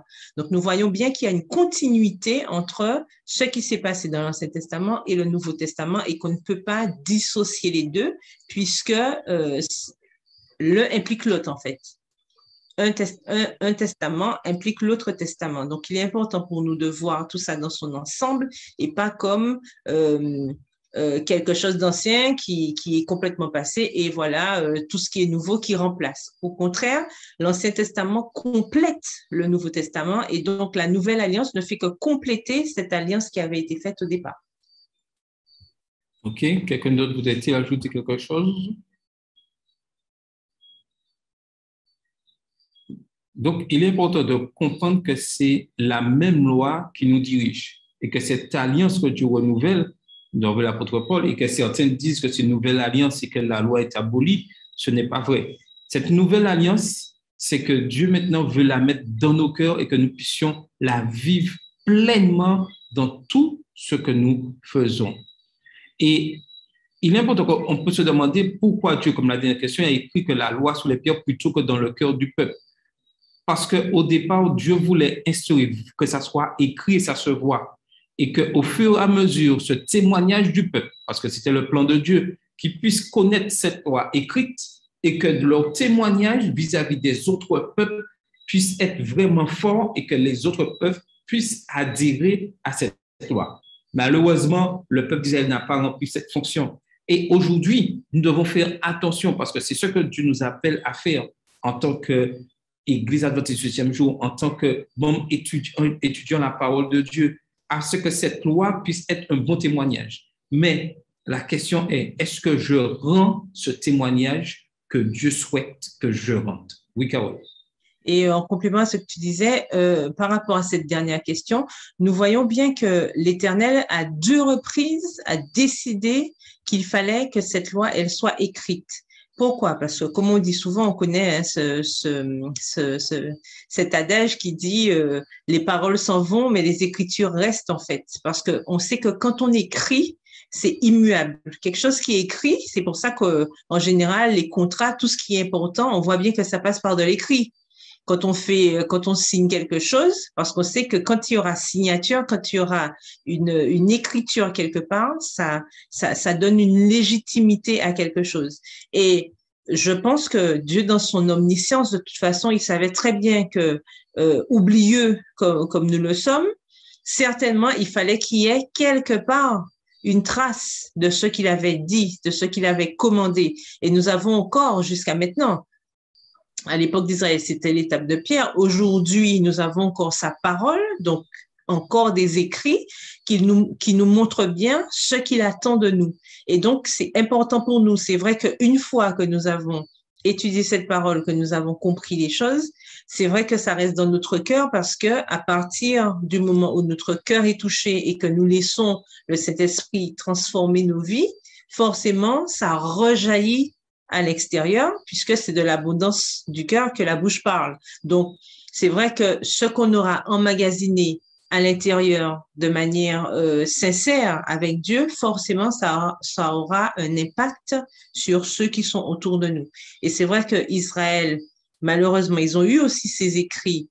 Ils n'ont pas su mettre en valeur ces écrits-là suffisamment à travers leur comportement, mais je pense que l'expérience des autres doit nous servir et nous aujourd'hui, même avec nos faiblesses, par la grâce de Dieu, nous pouvons nous aussi réussir à avoir une aura, avoir cette influence positive autour de nous afin que d'autres puissent savoir qui est ce Dieu que nous servons. OK, donc continue. Maintenant, voyons la circoncision du cœur. L'exigence l'exigence de Dieu à Israël de circoncire leur cœur est bien sûr une demande figurative. Et ça, c'est très important pour comprendre le contexte. Moïse se référait à l'incirconcision des lèvres, Exode 6, versets 12 et 30, pour suggérer que ses lèvres sont fermées et qu'il ne peut pas parler couramment. Jérémie déplorait qu'Israël ait des oreilles non circoncises, ce qui signifie qu'il ne pouvait pas entendre la parole de Dieu. Et nous, aujourd'hui, le même message est encore pour nous. Est-ce que nous entendons la parole de Dieu? Est-ce que nous entendons la voix de Dieu? Est-ce que nous entendons ce que Dieu veut nous dire? Malheureusement, des fois, nous sommes sourds et on dit qu'on entend. Mais lorsqu'on entend, on applique ce qu'on entend. Donc, c'est pour ça que des fois que Dieu dit que nous sommes sourds, le peuple n'entendait pas, c'est-à-dire ne mettait pas en pratique la parole de Dieu. Parce que la circoncision est le signe de l'alliance, Genèse 17, verset 10 et 13, la circoncision du cœur est une image qui symbolise la circoncision intérieure que Paul décrira plus tard comme la conversion du chrétien. Et là intervient un mot important pour nous aujourd'hui. Est-ce que je suis vraiment converti à la parole de Dieu? C'est une procédure que seul Dieu peut accomplir. Deutéronome 30, verset 6. Et là, c'est quelque chose de très important à comprendre, que de nous-mêmes, nous ne pouvons pas arriver. Nous devons laisser Dieu accomplir cette œuvre en nous. Moïse ne suggère pas que la circoncision de la chair était erronée. Non, il ne dit pas ça. Avant d'entrer dans le pays de Canaan, les hommes d'Israël devront être circoncis comme un signe de l'alliance. Josué 5, verset 2. La circoncision du cœur concerne ceux qui sont déjà circoncis de la chair, ceux qui sont sous l'alliance. Après la circoncision de la chair, le renouvellement de l'alliance n'est pas une nouvelle circoncision qui annulerait la précédente, mais un approfondissement de la même alliance de ces lois. Après avoir reçu la lettre de la loi, ils sont maintenant appelés à enraciner leur engagement dans leur cœur.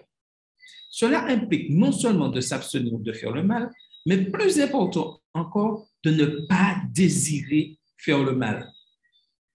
Non seulement s'abstenir de faire du mal, mais engager toute sa vie à faire le bien. Seul l'amour rendra cet engagement possible. Et ça j'aime cette partie-là.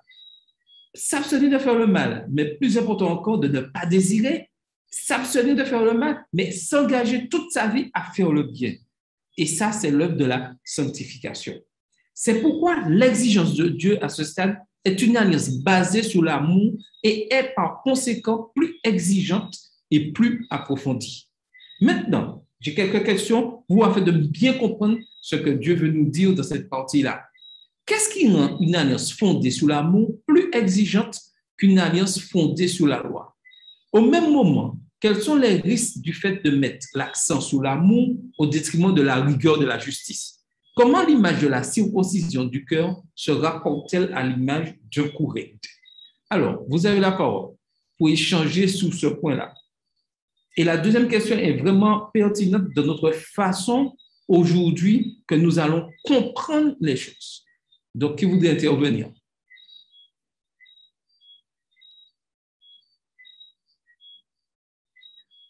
Surtout sur la question 1 et 3. Donc, un volontaire.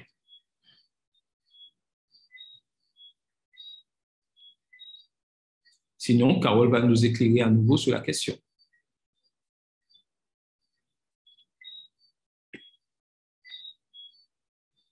Alors, c'est sûr que personne ne veut intervenir. Non, en fait, l'alliance qui est fondée sur l'amour, forcément, est plus exigeante parce que c'est une alliance qui sera illimitée. Je m'explique, c'est parce que ce sera fondé en fait sur quelque chose de sincère, de réel, qui va durer dans le temps. Tandis que quand c'est fondé uniquement sur la loi, on a plutôt l'impression qu'on fait des choses parce que c'est écrit. On exécute ça parce que on m'a dit, voilà, c'est écrit, donc je le fais. Tandis que quand c'est fondé sur l'amour, en fait, j'agis parce que j'aime Dieu, en fait. C'est pas parce qu'il y a la loi qui m'oblige à que je fais, mais c'est parce que j'aime et je fais. Et forcément, quand je fais quelque chose à partir de l'amour que j'ai, cette chose devient moins compliquée, moins difficile aussi. Mais en même temps, c'est plus exigeant parce que quand j'aime, je n'aime pas blesser quand j'aime, en fait. Donc, il y a plus d'implications émotionnelles, personnelles, quand on fait quelque chose par amour que lorsqu'on fait simplement quelque chose par obligation. Je vais prendre un exemple simple. C'est sûr que quand on est face à un mariage, les gens qui se marient pour des raisons, peut-être, voilà, je me marie pour avoir des papiers ou je me marie parce qu'on m'a obligé à le faire. C'est sûr que ça n'aura pas le même impact qu'un couple qui décide de faire alliance par amour, c'est-à-dire qu'ils ont vraiment ce sentiment, ce partage commun, en fait, qui leur permet de faire cette alliance. Donc, quand il y a l'amour, ça permet de rendre la chose tellement plus facile par rapport à une obligation, que c'est vrai que ça devient plus exigeant aussi parce que j'aurais plus de, comment dire, le terme ne me vient pas. Voilà, j'aurais plus de scrupules, voilà ce que je voulais dire. J'aurais plus de scrupules à faire quelque chose contre quelqu'un que j'aime plutôt que lorsque je fais quelque chose par obligation. Et l'image de la circoncision du cœur, en fait, c'est la circoncision. On sait que c'est, voilà, on sait ce que c'est. C'est juste enlever tout ce qui n'est pas de Dieu, en nous permettre en fait que cette partie inutile de ma relation avec Dieu, dans ma relation avec Dieu, c'est-à-dire tout ce qui pourrait venir polluer, salir, déranger cette relation que j'ai avec mon Dieu, puisse partir, puisse disparaître. Puisque quand on a le cou raide, ça veut dire que rien ne... Bon, quand physiquement on a le cou raide, déjà on voit bien, on ne peut pas tourner, on a un torticolis, on n'arrive pas à tourner à droite, à gauche, enfin c'est compliqué, d'accord? Et je pense que l'image de la circoncision du cœur, en fait, ça permet de comprendre que lorsque nous laissons la parole de Dieu nous imprégner, en fait, ça nous soulage. En fait, on se sent comme sur un coussin de nuages. Je ne sais pas si on voit ce que je veux dire, mais on se sent beaucoup plus léger parce que on a laissé justement l'Esprit de Dieu agir en nous.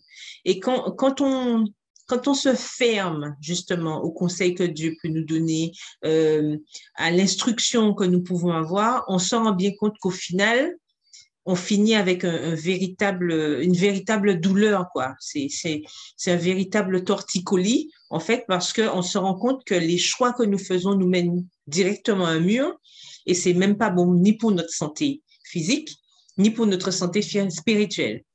Donc, en laissant Dieu circoncire notre cœur, ben, ça nous permet de voir que il nous aime tellement qu'il va nous permettre d'aller d'avancer avec lui, avec nos difficultés, hein, parce que personne n'a dit que c'était facile, mais il nous permet d'avancer plus facilement avec lui. Donc, on est beaucoup plus à l'aise quand on laisse Dieu agir que lorsqu'on se ferme justement à sa volonté. Tout à fait. Et j'ajoute qu'un point important, parce que oui, quelqu'un voudrait intervenir? C'est bon? Oui. Oui, vas-y, il y a une chose qui me dérange de la question, parce que quand il dit plus exigeante, qu'est-ce qui rend une alliance fondée sur l'amour plus exigeante qu'une alliance fondée sur la loi? Le mot plus exigeante, ça me gêne, parce que moi, je me dis que la loi et l'amour vont de pair. Parce que c'est la loi d'amour quand même de Dieu. Mais de là à dire alliance fondée sur l'amour plus exigeante, moi je me dis que je ne vois pas la pertinence le sens de cette phrase. Parce que quand je lis Deutéronome chapitre 10, à partir du verset 12, me dit, je lis de la version français courant, il dit, et maintenant Israélites, qu'est-ce que le Seigneur, votre Dieu, attend de vous? Il désire que vous le respectiez en obéissant à sa volonté, en l'aimant et en le servant de tout votre cœur, de toute votre âme. Il désire que vous mettiez en pratique ces commandements, ces lois que je vous communique aujourd'hui pour votre bien. Donc, moi, je me dis, quel est le lien entre alliance sur l'amour et alliance. Plus exigeante, c'est le mot qui me gêne. Plus exigeante qu'une loi, alors que la loi de Dieu, c'est la loi d'amour et d'obéissance. Oui, mais oui, oui, Philippe. Alors, et Corinne a parlé effectivement, quand on lit l'amour de Dieu, consiste à garder ses commandements ne sont pas pénibles. Donc, comme peut-être le mot exigence, ça veut dire qu'on est obligé, non. Mais quand on fait quelque chose avec amour, ce n'est pas de l'exigence. Donc, l'amour, comme elle dit, que l'amour, ça va de pair. Ça coule comme de l'eau de source. C'est quand on aime, c'est-à-dire qu'on aime, eh bien, il n'y a pas quelque chose de forcé. Ça devient tout naturel. Et quand je prends l'exemple entre Carole et Charles, quand on les voit, il n'y a pas quelque chose de forcé. Donc, il ne va pas exiger que, voilà, non. Je pense que, comme Corinne disait, c'est le mot exigeant qui est un peu pertinent, c'est un peu gênant pour moi. Alors, donc, quand on aime et quand notre cœur est régénéré, notre cœur, comme on dit, est circoncis, ça veut dire qu'on laisse Dieu travailler notre cœur, eh bien, l'amour, et ce sera spontané, c'est-à-dire qu'on va, tout ce que vous voulez que les hommes fassent pour vous, faites-le d'eux-mêmes. Donc, que tu aimeras ton prochain comme toi-même. Si nous nous aimons, eh bien, ce sera tout naturellement. Voilà. Ça, je voulais dire. OK. Carole voulait ajouter quelque chose? Oui, je voulais quand même clarifier le mot exigence parce que l'exigence, en fait, c'est pas ce qui est forcé, hein. Une exigence, c'est ce qui est attendu de quelque chose. Le dictionnaire nous dit, dans le Larousse, on nous dit que c'est ce qui est commandé par les circonstances, la nature, la satisfaction des besoins, des lois, la morale, etc. Ce que quelqu'un réclame d'une autre personne. D'accord? Donc, en fait, c'est l'exigence, c'est ce qui est attendu, c'est ce qui est réclamé. C'est pas quelque chose de forcé. Et c'est pour ça que tout à l'heure, quand je suis intervenue, je faisais cette différence entre l'alliance fondée sur la loi. Donc là, l'alliance fondée sur la loi, justement, on passe à ce qui est forcé parce que la loi dit ça, je fais. Tandis que quand c'est une alliance fondée sur l'amour, c'est ce qui est attendu. Quand je fais quelque chose par amour, forcément, c'est plus exigeant parce que les conséquences sur moi auront plus d'impact. Moi, c'est comme ça que je vois la chose. Quand je vois amour plus exigeant, alliance plus exigeante, hein, une alliance fondée sur l'amour plus exigeante, je ne vois pas justement le côté forcé des choses. Non, au contraire. Lorsque je fais une alliance basée sur l'amour, justement, ça m'incite encore plus, c'est-à-dire que il y a plus qui est attendu de moi. Voilà, il y a plus qui est attendu de moi. L'Éternel attend plus de moi quand j'ai compris sa loi, quand j'ai compris son amour pour moi, j'ai compris le sens de son sacrifice. Forcément, il y a plus de choses qu'on attend de moi. Voilà, c'est dans ce sens-là que je vois le mot exigence, mais je ne vois pas le mot exigence dans le sens de forcer, puisque ce qui est exigé de moi, c'est ce qu'on attend de moi, ce que Dieu attend. Justement, le verset que Corinne vient de lire, ce que Dieu attend de vous. Ben, on aurait pu mettre ce que Dieu exige de vous. C'est ça en fait. Donc, c'est ce qui est attendu.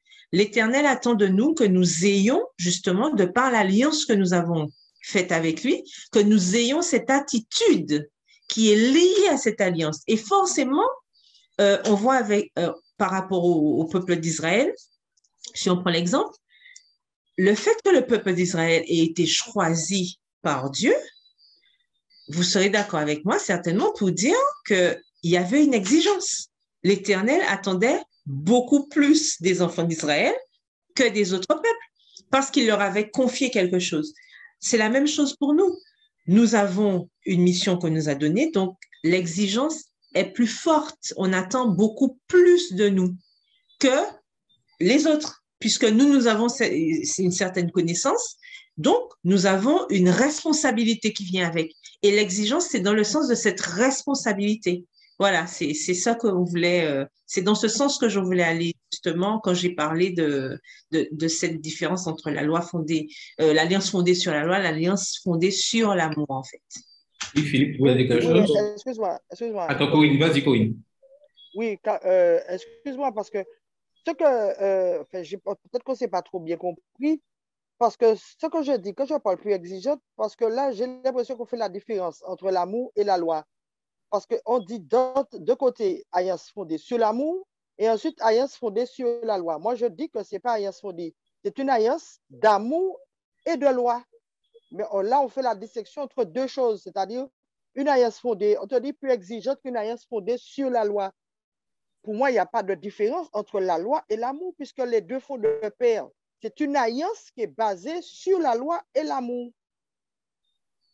OK. Oui, parce que toi, tu ne fais pas cette différence peut-être, mais il y a d'autres qui font cette différence, puisque quand les gens disent, par exemple, que la loi a été abolie et qu'on n'a plus besoin de respecter la loi, ce sont des personnes qui ont fait une alliance fondée sur la loi, parce qu'ils pensent que l'alliance était fondée sur la loi. Du coup, quand on nous dit que la loi a été abolie, ça veut dire que ça implique quoi? Que je n'ai pas de responsabilité. Est-ce qu'on est d'accord? En général, les gens qui disent ça, ce sont des gens qui ne veulent pas trop respecter les commandements, n'est-ce pas? En particulier le 4e. OK, d'accord. Dans ce sens-là. Tu vois, dans ce sens-là, ben oui. Parce que quand on fait une alliance, oui, c'est ça. Quand on fait une alliance sur la loi, justement, eh bien, qu'est-ce qu'on fait? On est en train d'égrener le truc comme un chapelet et tout. On se dit, non, j'ai pas fait ça. Non, c'est pas ça, justement. L'alliance que Dieu a fait avec nous est basée sur l'amour. Voilà. Et c'est pour ça que c'est immuable et que ça ne change pas et que c'est une alliance éternelle. Exactement. Dans ce cas-là, oui. OK. C'est pourquoi je n'avais pas trop bien compris. Parce que moi, je dis qu'en tant que chrétien, dissocier les deux, il y a un souci. Maintenant, quand tu as expliqué par rapport aux autres personnes qui n'ont pas compris le sens de la loi, d'accord. Tout à fait. Alors, je crois Odile voulait intervenir. Je n'ai pas vu. Non, c'est bon, Charles. Non, ça va. OK, d'accord. Philippe? Non, je suis d'accord. Effectivement, comme elle a bien expliqué que on demande et Carole a bien expliqué que pour l'exigence, c'est-à-dire qu'on va nous demander plus. C'est-à-dire que comme nous sommes la lumière du monde, l'allumant, on va, et bon, c'est bien, bon, ce mot-là, bon, pareil, machin, mais comme elle explique, on va nous demander plus par rapport aux autres. Hein? Donc, nous avons le privilège. C'est un peuple qui a eu le privilège que Dieu les dirige. C'est un peuple qui avait un privilège que Dieu les avait donné la loi. Maintenant, et comme il est dit que Dieu demandera, parce qu'il y a un verset qui dit, on demandera plus à celui qui, je ne sais pas, un verset qui m'échappe là, on va, bon, je n'aime pas l'exigeant, on va demander, ceux qui ont reçu, on va leur demander plus. C'est-à-dire qu'on a des responsabilités. Mais c'est bien, Carole. OK. OK. Donc, je continue. Si tu permets, je voudrais quand même dire par rapport, je pense que la deuxième question, justement, tu peux revenir, voilà. La deuxième question, justement, en fait, complète bien la première question, hein, par rapport à ce que Corinne disait. Au même moment, quels sont les risques du fait de mettre l'accent sur l'amour au détriment de la rigueur de la justice? Donc, on voit bien, effectivement, l'amour et la loi vont de pair parce qu'on ne peut pas mettre l'accent plus sur l'amour et se dire « Ah oui, mais Dieu est amour, donc je n'ai rien à faire. Donc, je peux faire mes petites affaires tranquilles. Comme il m'aime, il ne va pas. » Non, justement. Et c'est d'où la notion de responsabilité dont je parlais tout à l'heure. Forcément, comme j'aime, mon amour va être accompagné de la loi. Je ne peux pas dire que j'aime et me dire que ça ira dans tous les sens et que je n'aurai pas une barrière. L'amour amène forcément un cadre. Donc, effectivement, les deux vont ensemble, mais c'est vrai que la compréhension qu'on en fait, c'est là où la différence se situe. Voilà, c'est tout ce que je voulais ajouter. OK. Donc, ce que je voulais surtout dire sur ce point-là, qu'il ne faut pas dissocier l'amour et la loi. Lorsqu'on cherche à dissocier l'un de l'autre, et c'est là la question que vous voulez amener à ça, on se met en difficulté. Soit je vais mettre l'amour au-dessus et je vais tout accepter, soit je vais mettre la loi et je ne vais rien accepter, je vais dire c'est comme ça. Donc, et c'est là l'importance de pouvoir être dirigé par le Saint-Esprit et faire les choses. Et ceux qui sont, surtout comme Carole le disait, contre le 4e commandement, disent que la loi est abolie et que c'est l'amour. Parce qu'il n'y a pas de principe, c'est l'amour, Dieu va comprendre tout. Et il est important que le même Dieu qui est amour, c'est le même Dieu qui a écrit la loi. Donc, il est important d'aller dans ce sens-là et pouvoir faire avancer les choses. Donc, nous allons passer à la dernière partie de notre leçon de cette semaine.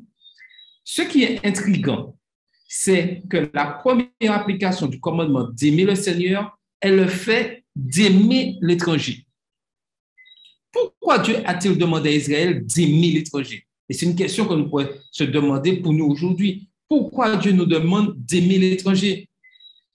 Deux raisons peuvent être énumérées ici. Les raisons de justifier cette exigence et deuxièmement, les raisons de les préparer à la sainteté. Pourquoi aimer l'étranger? Parce que Dieu lui-même aime l'étranger. Cette raison est enracinée dans la foi au Créateur qui possède les cieux et la terre, Deutéronome 10, verset 14. Deux principes sont implicites dans cette raison. Tout d'abord, il y a le principe que Dieu a créé l'étranger à son image, imago Dei. Le deuxième principe découle du premier, c'est le principe de l'imitation de Dieu, imitatio Dei, par ses serviteurs. Cette raison est basée, le principe qu'Israël était étranger, est basé sur « tu aimeras ton prochain comme toi-même », Lévitique 19, verset 18. Et tout ceci nous amène à un but. Tout le démétranger, c'est se préparer à rencontrer Dieu. Dieu est un Dieu grand, Deutéronome 10, verset 17. Il est le Saint qui est essentiellement différent de nous les humains. La meilleure pédagogie dans la façon d'aimer Dieu pourrait être d'apprendre à aimer celui qui est différent, l'étranger. Vous voyez bien le paradoxe. Le fait d'aimer Dieu pourrait être d'apprendre à aimer celui qui est différent, l'étranger, puisque Dieu est différent de nous. Et tout ceci nous amène à nous préparer à rencontrer d'autres personnes. En tant qu'ancien esclave, Israël a dû apprendre à voir les autres, non seulement comme des maîtres cruels qu'il détestait, mais aussi comme des voisins avec qui communier, partager et aimer, car l'expérience de l'amour s'enrichit et se renforce quand elle est vécue entre deux personnes différentes. Et aussi, ça nous amène à nous préparer à façonner et à accomplir notre destin en tant qu'étrangers, puisque nous sommes étrangers sur cette terre. En tant qu'anciens nomades dans le désert, Israël a dû apprendre la voie de la sainteté et la valeur de vivre avec des gens différents sans compromettre sa propre identité sainte. Et ça, c'est ce que Dieu nous demande à être aujourd'hui en tant que chrétiens adventistes du 7e jour. C'est-à-dire que nous sommes différents, nous devons vivre avec des étrangers qui, au niveau de la parole de Dieu, de connaissance, mais nous devons aussi garder notre identité sainte. Et c'est là aujourd'hui que nous avons un problème. Nous voulons nous mouler dans le monde, faire comme eux pour attirer. Et ce n'est pas ce que Dieu nous demande. Dieu nous demande d'aimer l'étranger sans compromettre notre identité sainte. De la même manière, Abraham, Joseph et Daniel ont dû apprendre à vivre avec la tension entre le devoir de sainteté et le devoir d'amour. Pour nous aujourd'hui, au XXIe siècle, c'est la même chose. Dans ce monde où des conflits persistent, des guerres persistent, des différends, tout le monde a une opinion. En plus, nous, en Martinique, nous avons la culture, entre guillemets, de l'esclavage, où il y a des tensions entre blancs, noirs, béquets, etc. Quelle est notre attitude en tant que chrétiens adventistes du 7e jour dans cette histoire? Nous devons aimer tout le monde et le montrer dans notre fonctionnement. Nous vivons dans un monde de tension, mais nous avons un devoir de sainteté et un devoir d'amour.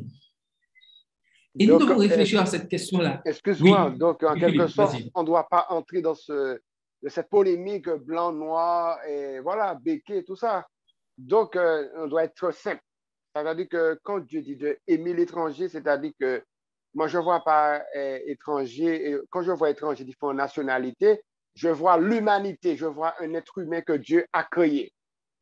Donc, je pense que c'est important qu'on ne doit pas, en tant que chrétien, on ne doit pas entrer dans ce conflit de l'esclavage, de tout ça, ça n'amène à rien. Moi, quand je vois un étranger, je vois c'est une créature de Dieu, point barre. Oui, Carole voulait intervenir? Oui, je voulais dire, oui, je vais tout à fait dans le sens de ce que Philippe vient de dire. Alors, juste pour préciser, alors, le verset dont Philippe parlait tout à l'heure, c'est Luc 12, le verset 48. On nous dit à celui qui sera donné beaucoup, on demandera beaucoup. Et puis, par rapport à ce qu'on disait pour l'étranger, effectivement, je pense que non seulement sur le point de vue spirituel, mais sur le point de vue aussi social, l'Éternel a voulu montrer à Israël qu'il ne devait pas faire exception de qui que ce soit aussi, parce que il faut pas oublier qu'ils étaient en partance pour Canaan et donc sur le chemin, il y avait quelques destructions à prévoir, mais malgré le fait que l'Éternel leur donnait des instructions pour pouvoir malheureusement détruire ceux qui allaient empêcher au plan de se faire. On a vu à travers cette semaine qu'il y a toujours eu un reste, il y a toujours eu des exceptions, il y a eu des Cananéens qui ont aussi accepté aussi de reconnaître que Dieu était le Dieu saint et le Dieu tout-puissant, puisqu'on a vu avec l'histoire de Rahab, par exemple, Rahab ne faisait pas partie du peuple d'Israël. Or, elle est dans la généalogie de Jésus. Donc, on a beaucoup d'exemples comme ça quand on relit la généalogie de Jésus. Il n'y a pas que des juifs, entre guillemets. Et je pense que ça aussi, c'est une leçon pour nous aujourd'hui parce que malheureusement, on peut trouver au sein des communautés ce clivage et puis ce clanisme parfois qui existe à un tel et de telle région, un tel, parfois même Guadeloupe, Martinique, il y a une différence. Haïti, nana, il y a une différence. Enfin, ça ne devrait pas exister. Ça ne devrait pas exister à l'Église puisque devant Dieu, tout le monde est égaux et Dieu ne fait pas cette différence. Et c'est probablement pour ça aussi qu'il voulait faire comprendre aux enfants d'Israël que l'étranger qui est dans vos portes aussi, n'oubliez pas que vous aussi, vous avez été en extérieur. Donc, l'étranger qui est dans vos portes, vous devez aussi le respecter et avoir la même déférence, le même respect envers cette personne. Et c'est pas parce que vous êtes une nation justement élue que vous devez estimer que celui qui vient, qui ne serait pas juif ou qui ne serait pas descendant d'Abraham, d'Isaac ou de Jacob, ne serait pas digne justement de me connaître. Donc, je pense déjà qu'à ce niveau-là, nous devons faire attention à ne pas avoir ce genre de tension que nous retrouvons malheureusement parfois dans nos communautés. Et ça, c'est vraiment dommage. Donc, nous devons nous aimer, point barre. Et ne pas rentrer tout à fait dans ces histoires de conflits parce que malheureusement, on voit que on fait cette erreur de rentrer dans des conflits blancs, noirs, jaunes, etc., ou quel que soit. Ça ne devrait pas se faire non plus. En tant qu'enfants de Dieu, nous n'avons pas à rentrer dans des débats politiques qui mène justement à faire ce distinguo entre les gens parce que nous avons une autre bataille à mener. Nous avons une autre mission et c'est pas celle de séparer les gens, mais c'est celle justement d'unir. Et ce qui nous unit, justement, c'est notre connaissance de Dieu. Et c'est là que nous devons mener les gens. Et sur le plan spirituel, rapidement sur le plan spirituel, nous devons aussi penser que l'étranger est aussi quelqu'un que je peux amener, que je dois emmener aussi à Christ. Et donc, il peut aussi faire partie des enfants de Dieu. Donc, je dois aussi être en capacité d'apporter l'évangile à cette personne-là aussi et je ne dois faire exception de personne sur ce plan-là non plus. Oui, Corinne, tu as demandé la parole. Eh bien, j'aborde un petit peu dans le sens de Carole parce que quand on lit Deutéronome chapitre 10, le verset 17 et 18, ça te dit, en effet, il est le Dieu des dieux, le Seigneur des seigneurs, le Dieu grand, puissant et redoutable, qui n'avantage personne et ne se laisse pas corrompre par des cadeaux. Il prend la défense des orphelins et des veuves et il manifeste son amour pour les étrangers installés chez vous, en leur donnant de la nourriture et des vêtements. Vous donc aussi, aimez les étrangers qui sont parmi vous. Et puis là, c'est le clou. Le Seigneur leur dit, rappelez-vous que vous aussi, vous étiez des étrangers en Égypte. Ça veut dire, rappelez-vous qu'on vous a déportés, rappelez-vous qu'on vous a opprimés. Donc, n'agissez pas de la même manière, en quelque sorte. C'est ce que Dieu veut.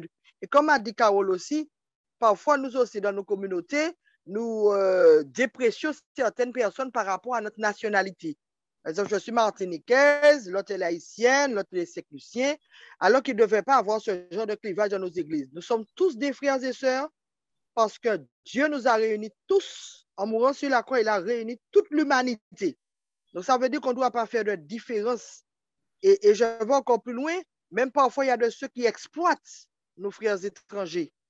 Et c'est là où Dieu ne veut pas non plus, parce qu'on a tendance à dire, comme il est haïtien ou bien les séclusiens, qu'on l'exploite, on ne le considère pas comme Martiniquais, on ne le traite pas de la même manière, c'est-à-dire que s'il il a fait un travail, par exemple, le Martiniquais, on va lui donner 300 €, et puis lui, on va lui donner 10 €. C'est dans ce sens aussi que Dieu dit qu'il faut aimer l'étranger aussi dans ce sens, c'est-à-dire le respecter, le traiter de la même manière que chacun d'entre nous. Voilà ce que je vous ai ajouté par rapport à cela aussi. Tout à fait, nous sommes tout à fait d'accord. Donc, on continue. Donc, aussi, il nous est appelé à aimer les orphelins et les œuvres. Le traité d'alliance de Deutéronome ne définit pas l'amour, mais il indique clairement que l'amour est une catégorie divine. Ce n'est qu'à travers Dieu qu'Israël peut comprendre et accomplir le commandement de l'amour. Et ceci vaut pour nous aujourd'hui. D'autre part, il est significatif que la foi dit il est l'administration de la justice de Dieu en faveur de l'orphelin et de la veuve. Deutéronome 10, verset 18, comparé à Deutéronome 24, les versets 17 à 22. Et il est important de comprendre là cette question. Pourquoi l'exigence d'aimer l'orphelin et la veuve est-elle associée à l'exigence d'aimer l'étranger? Quand on commet l'étranger, la veuve et l'orphelin, et nous avons commencé déjà à répondre, c'est-à-dire que nous mettons le plus souvent, nous mettons des personnes qui ne ressemblent pas, je dirais, à la masse de côté et nous ne comprenons pas. Mais Dieu nous appelle à pouvoir ensemble amener l'étranger, la veuve, l'orphelin, esclave, maître, à toujours les amener à adorer Dieu. Et lorsque nous sommes dans cette direction d'adoration de Dieu et non de notre personne, nous verrons vraiment ces changements de nos communautés. Est-ce que quelqu'un voudrait ajouter quelque chose avant que je puisse conclure? Non, je voulais juste ajouter à tout ça qu'effectivement, c'est... oui, Corinne, vas-y, Corinne. Vas-y, Corinne. Ce que je veux dire, c'est que ce qu'ils ont en commun, c'est-à-dire, ce sont des gens qui, le plus souvent, sont exclus de la société. Et c'est pourquoi Dieu dit qu'il faut aimer ces catégories de personnes parce que la veuve, à l'époque d'Israël, la veuve, elle était dépourvue de tout. C'est son mari qui avait tout. Et une fois qu'elle était veuve, eh bien, elle était dépréciée. L'orphelin, c'est quand elle avait perdu de ses parents. Et l'étranger, c'est celui qui n'était pas du pays. Donc, le point commun, c'est-à-dire qu'ils étaient exclus. Et c'est pourquoi Dieu va dire qu'il faut les aimer encore davantage parce qu'ils sont les plus reclus de la société. Voilà ce que je voulais ajouter. Tout à fait. Philippe voulait intervenir. Vas-y, Philippe. Oui, effectivement, le droit commun, ça veut dire que ce que j'ai compris là, c'est que Dieu veut reconnaître le droit de chaque personne. Le droit. C'est-à-dire que quand je prends l'exemple de la veuve,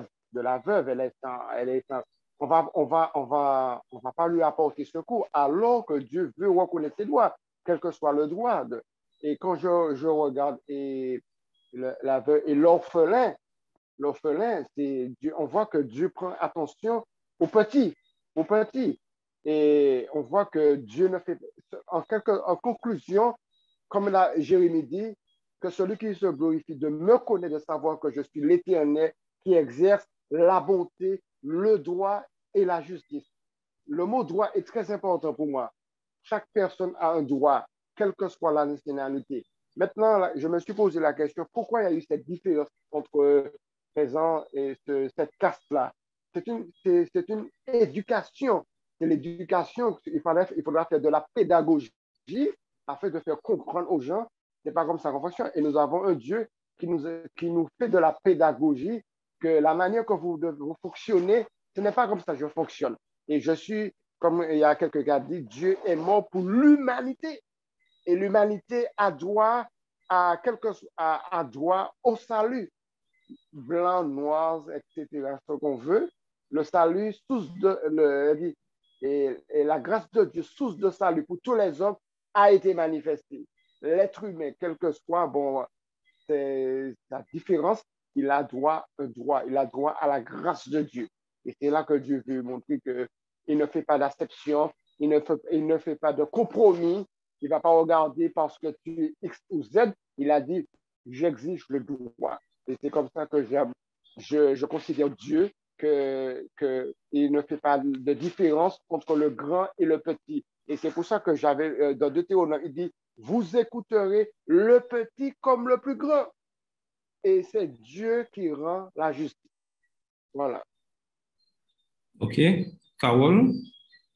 Oui, je voulais juste, pour compléter tout ça, effectivement, dans Jacques 1, le verset 27, on se rappelle bien de ce verset qui nous dit « La religion pure et sans tache devant Dieu notre Père consiste à visiter les orphelins et les veuves dans leurs afflictions et se préserver des souillures du monde. » Donc, on voit bien que c'est pas tout de dire que nous sommes adventistes ou nous sommes ceci, nous sommes cela, que nous aimons Dieu et tout.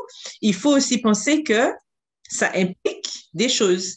Donc, l'étranger, la veuve, l'orphelin, comme disait Corinne, ce sont en général des personnes qui sont exclues de la société.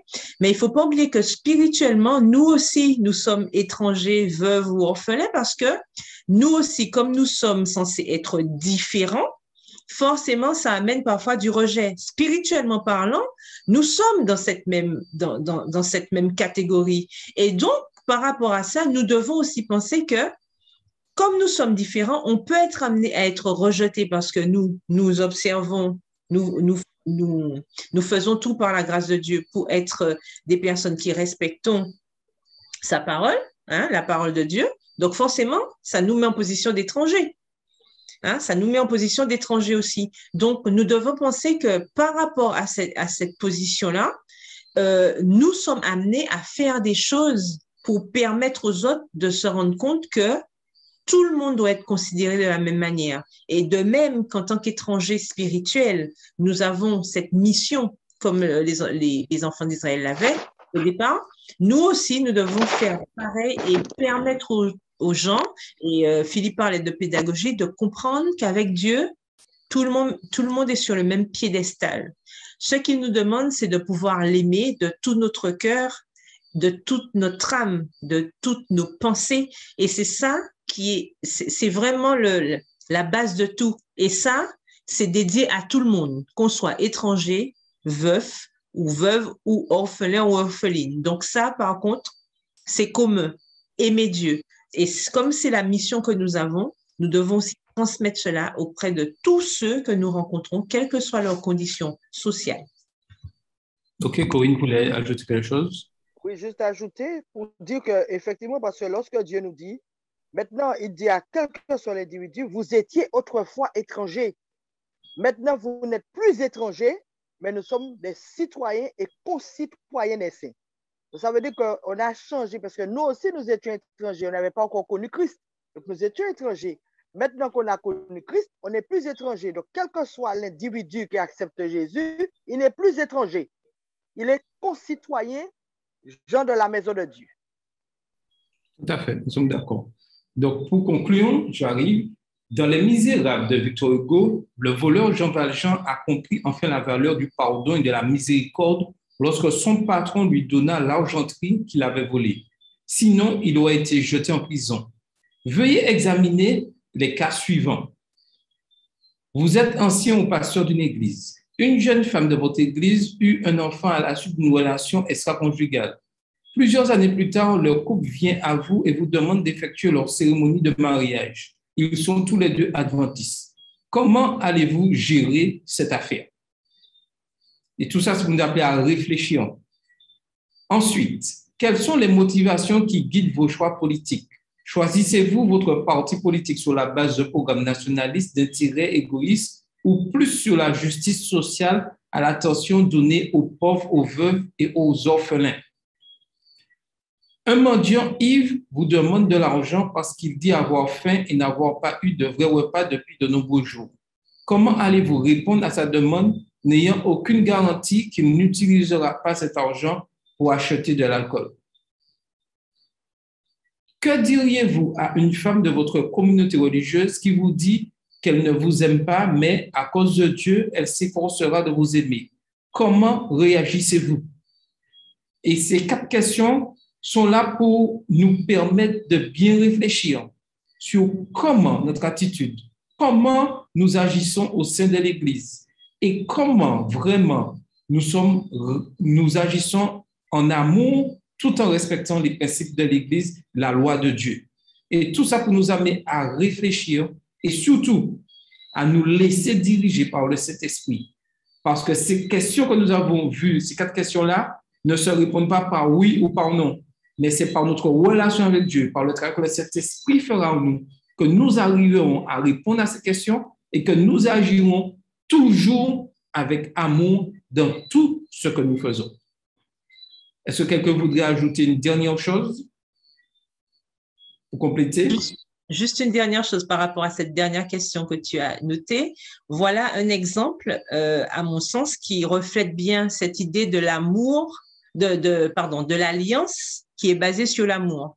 Puisqu'on voit bien que cette dame, elle dit qu'elle m'aime pas, mais à cause de Dieu, elle va s'efforcer de le faire. Donc, ça veut dire, si elle dit à cause de Dieu, en tout cas, dans le souhait, c'est qu'elle puisse laisser l'Esprit Saint la guider, parce que nous savons qu'on ne peut pas dire aimer Dieu et ne pas aimer son prochain.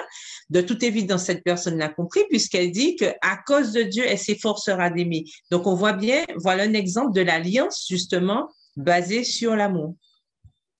Tout à fait. Et si elle te dit, oui, mais d'accord, Carole, mais là, elle te dit, à cause de Dieu qu'elle s'efforce de t'aimer, ça veut dire que si ce n'était pas Dieu, elle ne t'aurait jamais aimé. Donc, ça veut dire que mais justement, ce serait une alliance sur la loi, c'est ça. Voilà, ce serait l'alliance de la loi. Ah ben oui, parce que si, donc ça veut dire que donc elle ne t'aimera jamais comme elle devrait t'aimer normalement. Mais non, mais justement, elle dit, elle s'efforcera de vous aimer à cause de Dieu. Ça veut dire qu'elle laissera Dieu faire cette transformation dans son cœur. Parce que sans quoi, elle n'ira pas au ciel, hein, si elle ne peut pas aimer, parce que c'est la base même de tout. Donc, vous voyez bien, attends, mais quand elle dit c'est forcé, ça veut dire qu'elle prend sur elle-même, hein, c'est-à-dire que c'est fort, c'est-à-dire que ce n'est pas quelque chose qui vient du cœur. Hein. Mais Corinne, oui, mais Corinne, laissera Dieu transformer ça. Attendez, mais voilà ce qui va rendre cette chose-là faisable, c'est la manière comment, vous voyez la deuxième partie, comment je vais réagir. Est-ce que je vais penser que c'est parce que Dieu, elle s'efforce, c'est une obligation et que vraiment, entre guillemets, elle est hypocrite, ou je vais dire qu'elle va laisser Dieu transformer sa vie afin de m'aimer? Est-ce que vous voyez l'aspect des choses? Ma réaction va déterminer des fois comment l'autre va vraiment pouvoir m'aimer, pouvoir apporter ce changement en lui. Et c'est pour ça qu'il est important de pouvoir réagir correctement et ne pas chercher le mal partout. Voilà, parce que là, la personne, elle est honnête, donc elle reconnaît ce qui est déjà un bon pas, et à partir de cette reconnaissance, justement, à partir de ce constat, elle va laisser, on reste sur la base positive qu'elle va laisser Dieu la transformer pour que Dieu puisse transformer son cœur comme il faut, afin qu'elle puisse aller dans le sens de ce que Dieu demande. Alors, je crois que Yolette voulait ajouter quelque chose. Alors, ce que je voulais dire, c'est pas pour vous faire rire, hein, mais c'est pour vous rappeler que vous êtes français. Le français est très élastique. Hein. Moi, je comprends la sœur. Je comprends la sœur à mon sens. La sœur voudrait dire, pour elle, si ce n'est pas Dieu qui avait fait ce changement dans sa vie, elle n'aurait jamais aimé. C'est à cause de l'amour de Dieu qui vit en elle qui va l'amener à aimer l'autre. Voilà, c'est à ma manière, à ma compréhension. Hein? Tout à fait, non, mais tu as raison. Tu as raison. Et ce qui va améliorer les choses, c'est la manière que je vais réagir par rapport, parce que déjà la sœur vient me dire ça. J'ai 2 réactions. Soit je dis Dieu vraiment transforme et elle laisse transformer, soit je vais dire qu'elle est hypocrite et ma réaction risque d'avoir des conséquences. Ma réaction a des conséquences sur la relation de cette personne avec moi. Est-ce que vous voyez ce que je veux dire? Si je comprends de dire que cette personne est hypocrite et elle fait semblant parce que Dieu machin, mais si je pense que parce qu'elle a compris la relation de Dieu et qu'elle décide de m'aimer quand même parce qu'elle veut qu'on soit ensemble sauvés, ça va amener les choses. Et c'est pour ça que je dis que notre façon de réagir face à des situations, des fois, arrange les choses, des fois, complique les choses. Et c'est pour ça qu'il faut se laisser absolument diriger par le Saint-Esprit dans nos réactions, dans nos manières d'agir. Donc, et je vais vous laisser, et je vais demander à Philippe s'il veut bien nous faire la dernière prière, et je vais vous laisser avec cette question de réflexion. Comment est-ce que je considère l'étranger immigré dans mon pays? Qu'est-ce qu'individuellement je peux faire pour lui concrètement? En quoi suis-je semblable à lui? Comment honorer en parole et en acte mon Seigneur et Sauveur aujourd'hui? Quel commandement de la seconde table est ou sont oubliés dans mes relations avec les autres? Comment y remédier? Et tout ça, c'est pour nous amener à faire cet effort. Et j'aime bien cette question-là. Comment honorer en parole et en acte mon Seigneur et Sauveur aujourd'hui? Et mon souhait, c'est que nous puissions vraiment honorer en parole et en acte notre Seigneur aujourd'hui. Philippe, tu nous feras la dernière prière, s'il te plaît. Merci. OK. Notre Père qui est dans les cieux, nous voulons te remercier pour les instructions que tu nous as données, Seigneur. De nature, nous sommes égoïstes, Seigneur, mais grâce à ton amour pour nous, tu nous permets de changer, Seigneur. Nous voulons, Seigneur, mettre en pratique tout ce que nous avons étudié durant cette semaine. Tu es un Dieu cohérent, Seigneur. Tu as choisi un peuple, Seigneur, pour transmettre ton caractère. Aujourd'hui, Seigneur, les leçons que tu nous donnes, Seigneur, tu as choisi un peuple que nous devons mettre en application tout ce que nous disons, Seigneur. Aimer l'étranger, soutenir la veuve, soutenir l'orphelin, soutenir qui que ce soit. Mais cela, Seigneur, de nous-mêmes, nous ne le pouvons pas faire. Nous voulons, Seigneur, que tu agis par ton Saint-Esprit, car tu as dit, à ceux-ci tous connaîtront, vous êtes mes disciples, si vous l'avez l'amour les uns pour les autres, Seigneur. Seigneur, bénis-nous, Seigneur. Nous sommes rien sans toi. Et nous voulons, Seigneur, et réclamer le don du Saint-Esprit qui nous transmet cet amour, Seigneur. Car dans l'Église, Seigneur, tous étaient d'un commun accord, Seigneur, ils se sont aimés et tu as déversé la pluie de la première saison. Seigneur, pour déverser cette pluie, la seconde pluie, l'amour doit être dans ton peuple, Seigneur, afin que des hommes et des femmes puissent voir Jésus en nous. Bénis ton serviteur Charles et ta servante Carole, Seigneur. Vers les assister, vers les encourager à persévérer, Seigneur. Bénis aussi tous ceux qui ont été sur la plateforme, qui ont participé, qui ont retenu, qui ont entendu tout ce que tu as dit par ton serviteur. Viens nous permettre de jouir de ce sabbat, dans notre sabbat, en abondance, Seigneur, 24 heures. Viens nous fortifier et que ta paix et ta grâce nous accompagnent. Nous t'avons prié au nom de Jésus. Amen. Amen. La semaine prochaine, si Dieu veut, nous verrons quelle est cette grande nation. Donc, je vous invite à continuer à étudier la parole de Dieu, à être fidèle à ses ordonnances, à continuer à découvrir tout ce que Dieu fait pour nous. Et n'oublions pas qu'à partir du 6 au 13 novembre, nous aurons notre semaine de prière de l'Église adventiste mondiale. Donc, nous allons prier ensemble dans le sens du message des 3 anges et la mission de l'Église. C'est notre mission. Donc, continuons à être fidèles à la parole de Dieu et que le Seigneur vous bénisse.